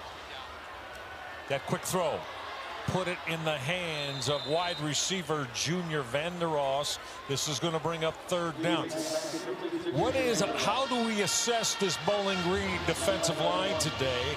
As we said, led by the big man in the middle, Anthony Hawkins. At times very dominant, and then at times dormant. And what you're seeing right now is that they're starting to pick it up again. But what I like there, Michael, is that they were all swarming to the football to prevent Vandeross from picking up that first down. All right, this is 3rd down and short. We'll call it a short 2 here. Wallensack, ground game, 1st down and more. Lowered the pads into Bowling Green territory at the 49-yard line on 3rd and short. Wallensack picked up 7. Wallensack is not going to make it look sexy, but what he does make it look as effective in that he runs to daylight, he finds hole, he hits hole. Very effective running back. And he's Ron. And he doesn't. You have to worry about him fumbling the ball. Coach Campbell told us. That's right. He trusts him with the football in his hands. Yeah, without question. Gleason will put it up. Oh, again. He just got picked off. I think the communication between quarterback Gleason and Jaden Dotton was not in sync. Interception, Bowling Green's Jordan Oladokin. What a day he's had. That's 2 INTs. It looks like Bowling Green is back to their winning ways when it comes to creating turnovers. But once again, the coaching point is you cannot stare down the receiver. You never move the defensive back off his target. Look, right there, I'm looking at where I'm going. And on top of that is an inaccurate pass along with staring down the receiver. You just can't do those things for Tucker Gleason. You have to look the defender off. And that may cost you the ball game. He did not look Jordan Oladokin off. And now Gleason has turned the football over via the pick interception for the second time today. Ground game. Terrion Stewart give him 2 before he got knocked to the ground. And give Coach Kendall credit for not losing his cool in the process, because there's a lot of football left to be played. But for Tucker, it's really simple. Don't stare down the receiver. It makes the job too easy from a defensive back standpoint of what's going to happen and what I need to do to make a play on the ball. But also need to be on the same page with your receiver as well. How about the head coach in that that offensive grouping there on the sidelines, and he was doing all the talking as well. 2nd and 8 now for Bowling Green after they came up with a turnover. That throw is going to sail out of bounds. Is trying to hit that deep sideline throw for the Falcons was quarterback Connor Bazelak. Nasir Bowers was all over that, Michael. Yeah. Raheem Smith had an excellent grab earlier in the second half, but right there's how you play the fade route, and that you want to push that receiver towards the boundary, giving him no space to operate to make a circus catch. 29,697. One of the largest crowds in Glass Bowl Stadium history. They're loving this today. It's the largest crowd here at the fabled Glass Bowl in 8 years since 2016. Oh, are they seeing a good one? This is 3rd and 8.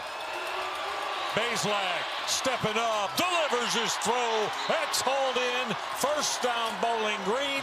Malcolm Johnson worked his route and got free in the secondary beyond the sticks. And the composure that he's shown in the pocket on the part of Connor Bazelak is incredible. He's getting some pressure, but he doesn't panic. He steps up into the pocket and delivers a strike to Malcolm Johnson Jr., who catches that football and gives you that first down for Bowling Green. Scott Leffler hit that 3rd down throw from his quarterback Connor Bazelak to Malcolm Johnson. Moves the sticks from the 41-yard line. This is Terrion Stewart, and just nothing there for Stewart. Oh, this Bowling Green defense, especially against the run, has really started to rise up. How many times have we called either Jackson Barrow or Lance Dixon making those hits? Right, both those guys have gotten much more accustomed to how do you tackle in the open field. One, Terrion Stewart, because he's an extremely tough runner to bring down, but they're making it look easy. We're going to come inside the 11-minute mark here in the 4th quarter. We expected it to be this way, a 60-minute football game before it was decided. It's pretty much what we have. 2nd and 12. Stay with the ground game. Stewart trying to break tackles. Stewart to the 38-yard line. This is going to bring up 3rd down and 7 for Bowling Green. Do you go misdirection here, Michael, or do you go with the bread and butter and hit number 0, that being one, Harold Fannin Jr., isolate him on the defensive back, and you should like your chances.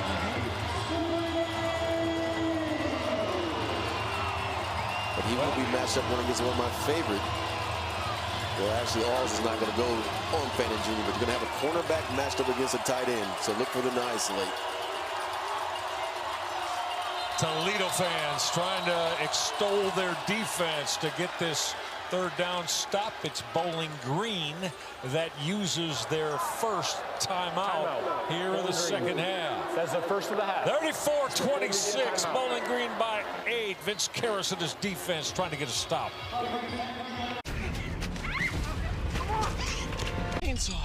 If you which is that extra spicy filler. There's no place. Back. Enjoy. They got a lot of coordinating to do, buddy. This is a pivotal part of the game, right? I know it's 10 minutes left, but this third down is crucial to the outcome of this game. And if you're Vince, you're saying, so, okay, what have they been doing to us all day? Well, we've seen a lot of misdirection, and you anticipate that's going to be a part of it. Vince Karras, left of your screen. Left of your screen. See, and Max Warren, Bowling Green OC. But the thing you have to tell your defense is play our sound coverage. And believe me when I tell you that the first thing you see more than likely will not be what's taking place. So if something's in front of you, there's more than likely something behind you. By third down and 8, Harold Fenton, the all-world receiver, is the tight end spot right down there, left of the formation, bottom of the screen. They'll cross the formation with motion from Rakeem Smith. Pressure. Bazelak's throw incomplete. It was too tall, intended for Rakeem Smith. Excellent coverage again out of that Toledo secondary from Nasir Bowers. Yeah, very interesting call in that for Fannin Jr. We talk so much about how important your PC is, but they sent him on basically a seam route play and took him out of the play, and give Toledo Rockets defensive front credit, because what did they do? They got Bazelak off the spot. That's so key to having success against a very accurate throwing quarterback. Keep an eye on that man right there that wears number 21 in blue on his gold home jersey. That's a ball. That's a Toledo kick returner. Bryson Hammer. Bryson Hammer, he is one of the best. Oh, that was dangerous. You usually don't see that from Bryson Hammer. He fair caught that at the 6-yard line.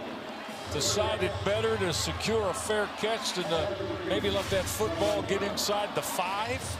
Yeah, what Bryson does from a technique standpoint is you always want your body square, and he was slightly turned, but to his credit, he has sure hands. He got the job done, but that could have been horrific had he fumbled that football. Well, Bowling Green has effectively, without putting points on the board, I mean, the next thing you want is change and turnover field position. They've done that. Flip the field. That's part of the whole process. Now you have a field position game taking place. What does Tucker Gleason in this offense have? 94 yards away from pay dirt. Well, that first down carry. Notice how now, late stages, inside 10 minutes left, we can hear the pads really popping up here as Connor Wallensack got knocked down after a 2-yard gain. I was waiting for that array guy. Crisp autumn night. You hear the pads clacking and lacking. Yeah. Oh, yeah. Yes, indeed. Wallensack got 2. Wallensack, as he's done for the majority of this one, the Toledo running back. They're going to run that misdirect now, and Bowling Green had none of it. Bowling Green all over that, making that hit again for the Falcons with Joseph Sipp Jr. coming up against that quick toss to Juwan Newton. Not enough real estate to run that play, in my opinion, Michael. Why not run that to the field as opposed to the boundary and allow your receiver, Newton, who's very excellent with running the football in his hands, have more room to work with? This is a huge snap here for both football teams. Toledo needs a conversion on 3rd and 10. Gleason's throw. He had that conversion there, but he overthrew Anthony Torres, the tight end. Bowling Green gets a stop, and if they just catch this punt, they're going to get outstanding field position with an 8-point lead under 9 minutes left. And the blitz did what the blitz is supposed to do. What is that? That is putting the quarterback in pressure mode and not delivering an accurate pass. See right here, Gleason just simply put, feels the pressure and rushes the throw. What kind of punt will Emilio Duran get off here? Couple yards deep in the end zone. Oh, he hit a real good one.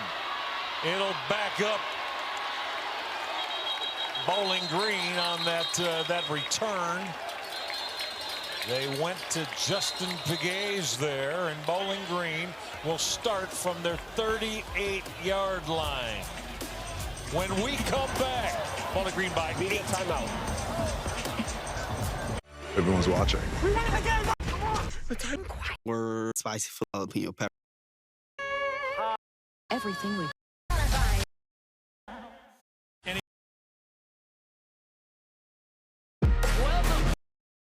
Stadium. Bowling Green with a 34-26 lead on Toledo. Not quite yet halfway through this fourth and final quarter. Michael Regai, Gerard Cherry, our producer Stas Hall, director Anthony Giassi, all of our terrific crew doing yeoman work today. Well, Bowling Green has led this one virtually from stem to stern. Gerard, and they've got the football again. Trying to bump this lead over a possession. Terrific start. Guess who? As quarterback Connor Bazelak. He got a favorable look at the all-world tight end Harold Fanning Jr. and hit him to move the sticks. First down, Bowling Green. Play action pass. Every linebacker in the building reacts to it, leaving the middle wide open for Harold Fanning Jr. to operate and pick up positive yards. Harold Fanning got 18 more today. Now for Fanning on the afternoon. That is catch number 6 for Fanning today. And he's accumulated 63 yards. The beauty of having a running and passing attack working well together. Got a little bit quiet here on the Toledo side of things. Back to the ground game, and that's Terrion Stewart. Maybe got one.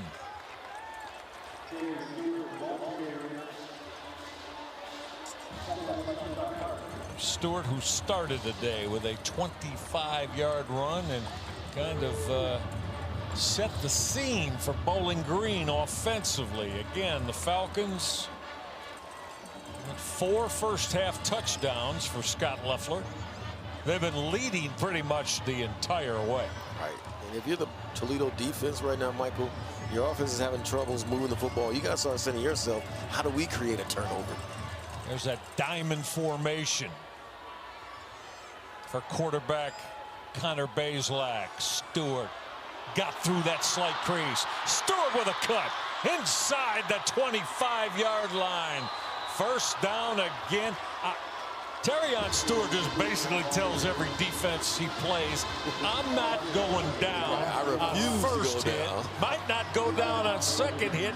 You better bring multiples to get me on the ground. And that's on full display right here as he breaks through that defensive front, and another sheer tackler in his alls ultimately gets him down. But he's such a tough guy to tackle, Michael, because one, you have a hard time pinpointing where he's at in the first place because he's short in his stature.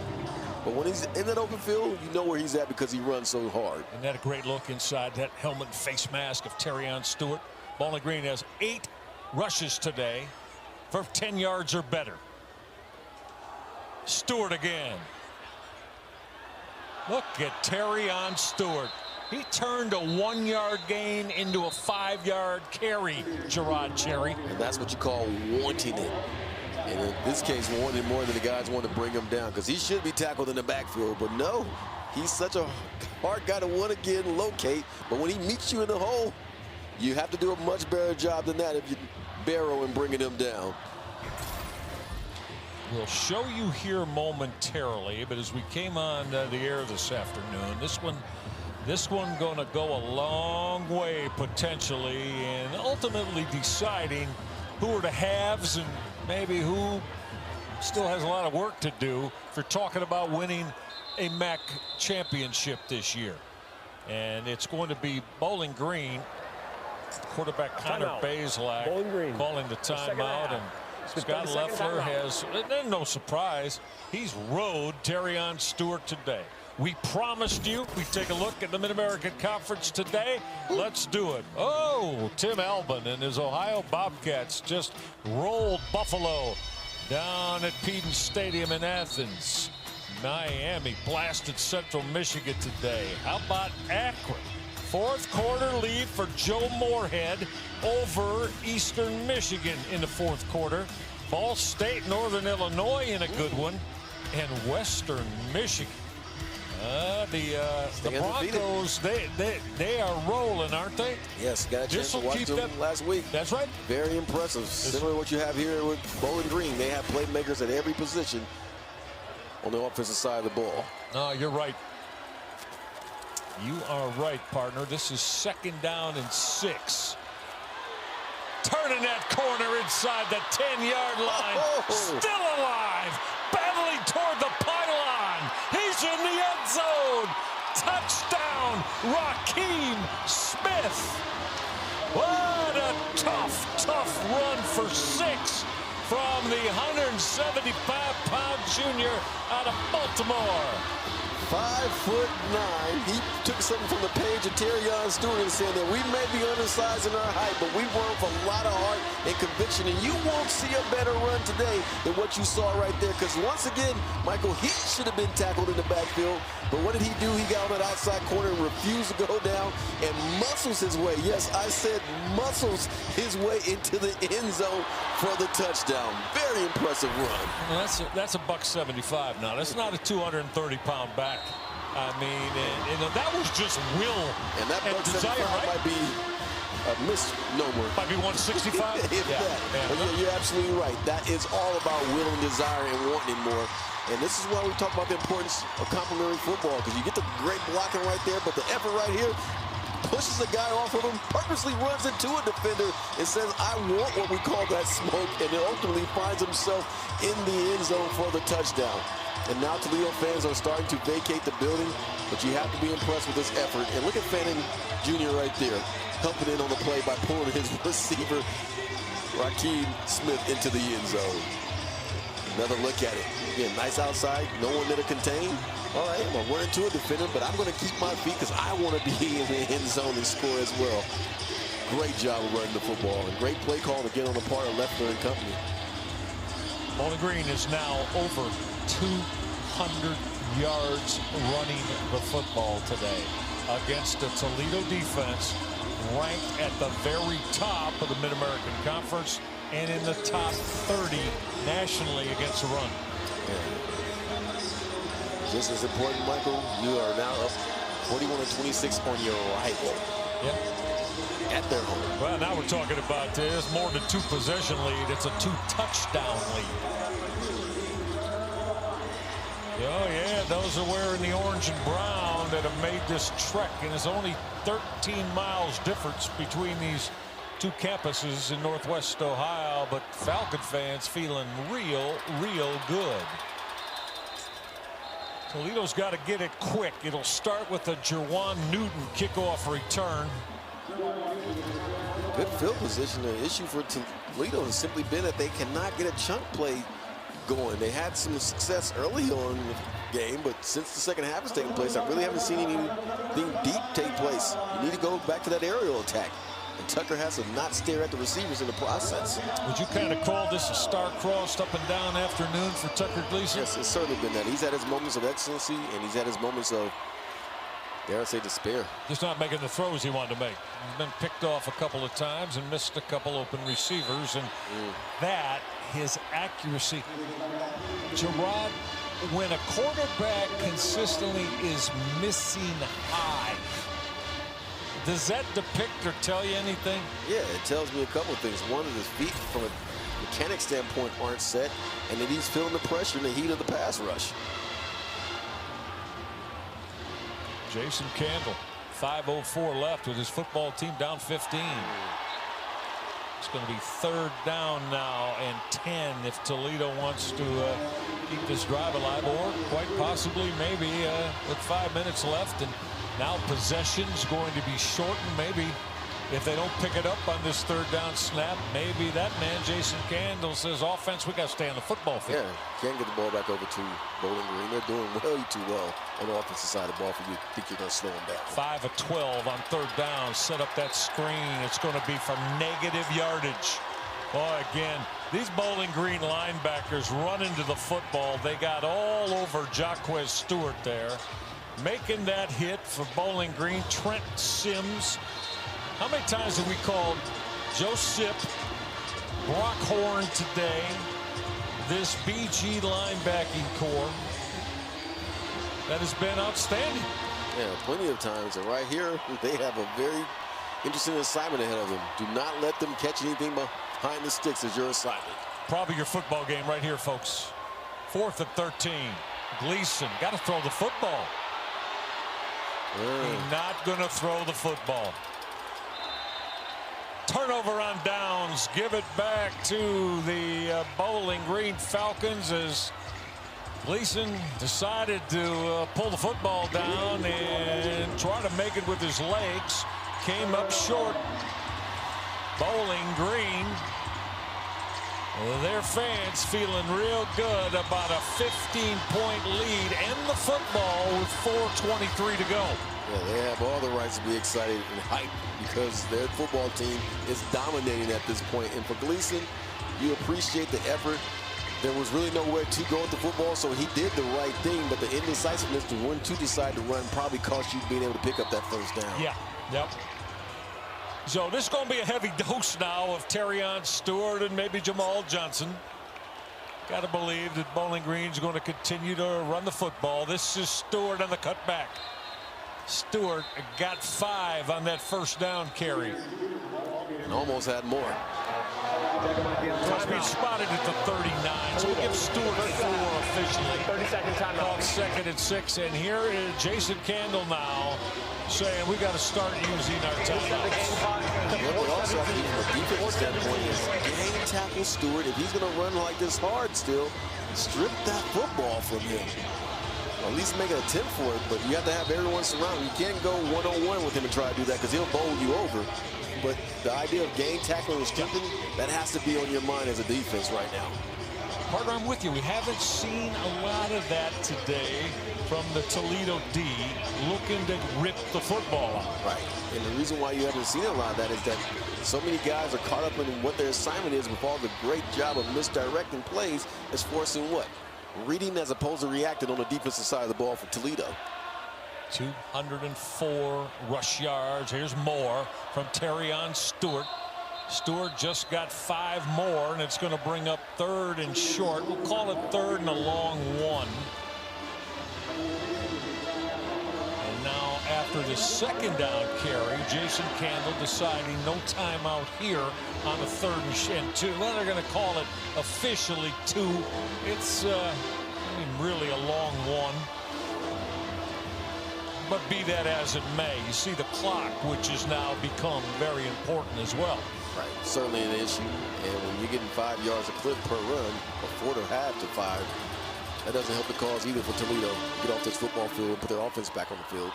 You know this is Terrion Stewart for the 3rd consecutive time. He broke out of a couple of tackles. Going to depend on the spot. Probably going to be about a half-yard short. Timeout. Toledo. That's their 2nd down. Jason Candle has just used his 2nd on 4. Gerard, this is kind of no man's land. I mean, if you're Bowling Green, I know you got a 15-point lead, but you're at the 35-yard line at Toledo, 4th and a long 1. I don't think a field goal's in play here. That'd be 52 yards. You don't want to risk getting it blocked. What do you think about where head coach Scott Loeffler and his offensive staff are going to go here? Well, I'm going to put a fresh back in there, and I'm going to run the football. That's what I'm going to do. And I'm also going to say to myself that, hey, they've had no success with passing the football for Toledo, so why am I fearful of them being back on the football field? All right, partner, good call. That fresh back that you just mentioned, that's Jamal Johnson. At 200 pounds, Johnson, as you see, is offset to the right of quarterback Connor Bazelak. Now on motion. Excellent design there. Yes, they went back. You get the main man involved, right? You get Harold Fannin involved. Yeah, we saw this earlier for a touchdown, Michael. So they decided to save it for what? A major 4th and 1 pickup. So, like I said, all day today, give props to this offensive coordination that's taken place for the Bowling Green Falcons today, because it has been superb. That may just about do it. 11 yards on the ground for the Potential All-American Harold Fannin Jr.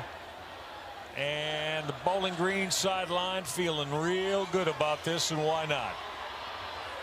Terrion Stewart on that carry, and Jason Kendall, did he just burn his final timeout? Yes, he did. Timeout number 3, and that will be all allowed now for Jason Kendall and Toledo. And Bowling Green with this 15-point lead. They've come on the road. Again, Toledo came back in the fourth quarter a year ago, down I-75 at Doyd Perry Stadium. Jason Kendall's team came up with a fourth quarter win. This fourth quarter has been about Bowling Green flexing their muscle and saying, no, you're not even going to get the football back because we're going to run the football. Exactly, and when you have a back like Terrion Stewart, a.k.a. Bully, his hip-hop rapping name, Bully, which he's been just that, you're able to get the job done. And also, too, with the misdirection plays, you have Fannin Jr. running the football, and he's a tight end. And then one of the more impressive runs that you're going to see in all of college football today is Raheem Smith with the jet sweep and what he was able to do. So they've been extremely tough in how they've run the football today throughout the first half and second half for Bowling Green. Partner, you ready for this in the second half? This is going to be the 29th play snap for Bowling Green in Toledo territory in the second half. 29 of them. Stewart's going to get stopped short for a loss there. But again, no more timeouts. So they have run 29 plays, Bowling Green, in Toledo territory. Not the football game, in the second half. Toledo has run 4 in Bowling Green territory. Is that what we call ball control? Yes, sir. Can I put about 10 exclamation points behind your ball control? No doubt about it. And how about knowing how to close a football game out? Yes, because I was concerned about whether they could be able to pull that off because they started to falter in the beginning of the second half. That being Bowling Green, but they got it together. Just inside the 2-minute timeout.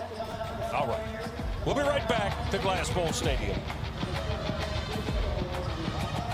Liberty Mutual customized my car insurance, so I saved hundreds.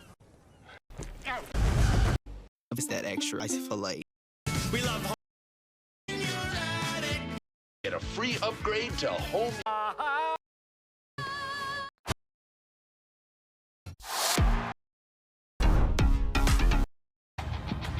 Back inside Glass Bowl Stadium, 3 finals around the Mid-American Conference today. Big win for Tim Albin in Ohio at home over Buffalo. Ditto that for Chuck Martin in Miami over Central Michigan. How about Ball State beat Northern Illinois at home in Muncie? The other 2, in addition to this one, still going in the fourth quarter. Here, Bowling Green on top of Toledo, 41-26. Terrion Stewart on that third down carry inside the 20. Clock's going to run. Toledo's out of timeouts. You know that here, right? You know, head coach Scott Loeffler is going to say, let's run the football one more time. And we'll take our chances, even if it is with a change of possession. Exactly. And you will literally wait till there's 1 second remaining on the clock before you hike that football. Again, not to, but how impressive do you believe, you feel that this is for Bowling Green if this stands up, which looks like it's going to come in here to Glass Bowl Stadium, major rivalry, and with this type of performance basically leading the entire way. Bowling Green. That's the third and final timeout. It's like they got off the bus, Michael, ready to play. When you think about how the game started, 3-and-out scenario for the defense. The offense gets the ball back, and what do? They score in a manner and fashion which they show that, hey, we are coming here to play this rivalry game. And there were lulls in the third quarter where I was saying to myself, do they have enough to close this game out? But to their credit, they got that third down key stop, picked up a couple of interceptions on the way, and next thing you know, they find themselves convincingly winning this football game. Well said, buddy. And those in orange and brown feel real good. You just saw Jason Kendall a moment ago, and again, you know, Jason Kendall, no one knows how important this rivalry game is to win, and he's fared very, very well against Bowling Green. But today the Falcons came into the Rockets' home and they put one on them. Yes, they did. They put one on them. Yes. Definitely the more physical team when it comes to running the football. Just expressing themselves, Bowling Green. It's tough to come in here and win a football game. Oh, it really is. Sensational. But yeah. All right, this is 4th and 5 now. Stewart. Turn it over on downs. The football will go back to the Toledo Rockets, so they'll get their hands on it one more time. But I mean, down by 2 touchdowns plus, they got a quick hit, as about as fast as you could say quick hit. Quick hit, onside kick, 2-point conversions, all those things are in the mix. Eric Campbell, the longtime assistant coach with Scott Loeffler. They played together as Michigan Wolverines during their playing careers.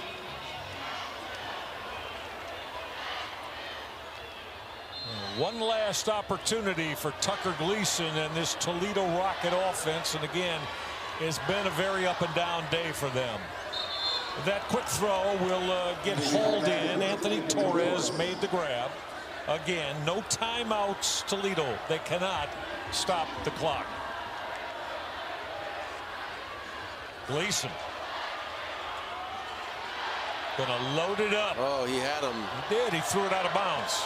The throw was 10 yards out of bounds. Gleason did take a shot as he delivered the football. He had Juwan Newton wide open. If he throws an accurate pass, we're having a different conversation right now. Oh, he missed a great opportunity right there. All right, 3rd down and 2 now. Just 42 ticks left. And that is all that holds the Bowling Green Falcons from a celebration on their sidelines. 1st down is that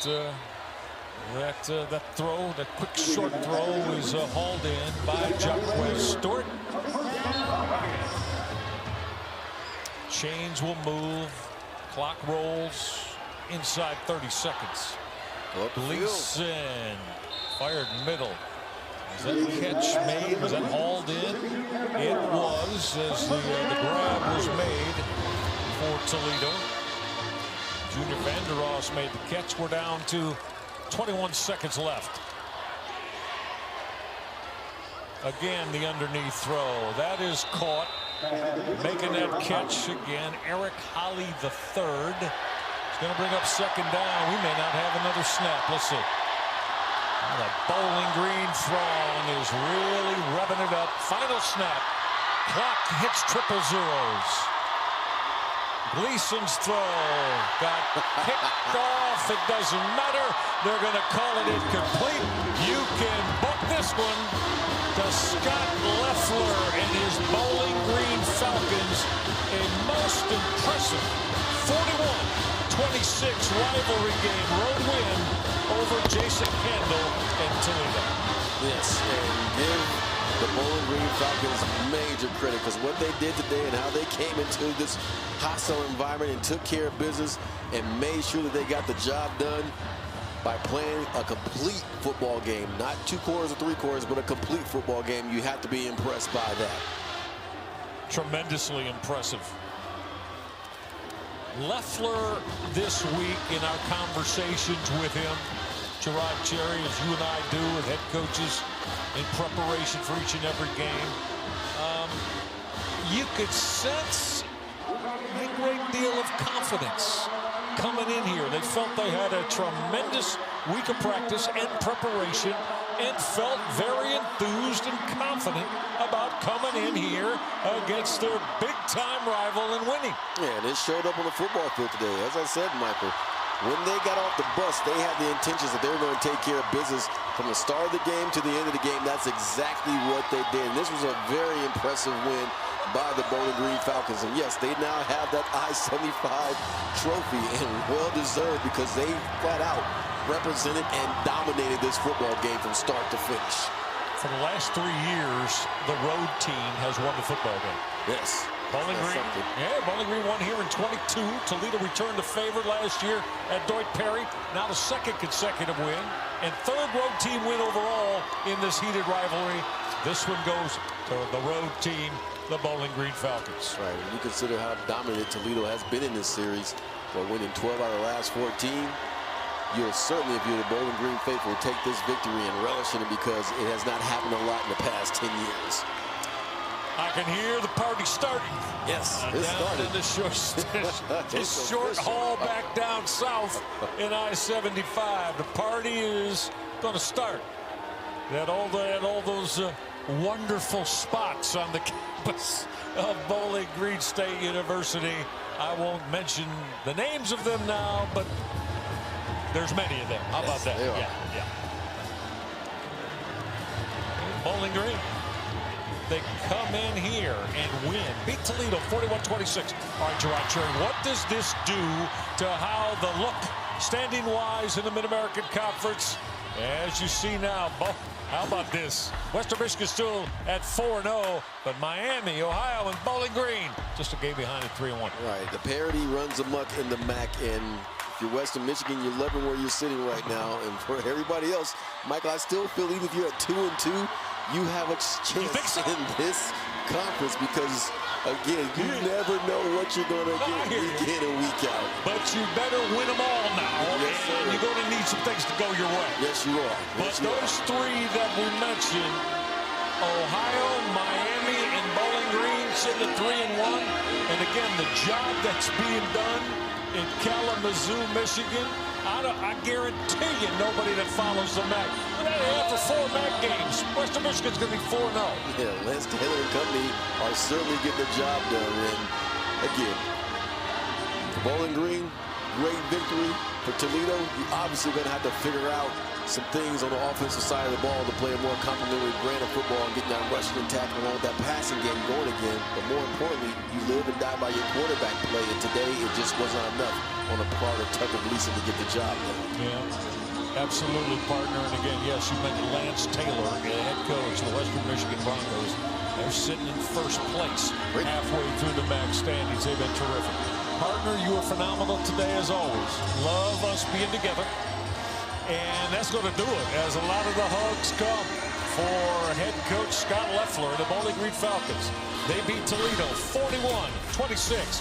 From our partner Gerard Cherry, our producer Stas Hall, director Anthony Giassi, and all of our tremendous MAC crew, I'm Michael Regai. Know you're joining everybody. Bowling Green beats Toledo. Enjoy your weekend. So long.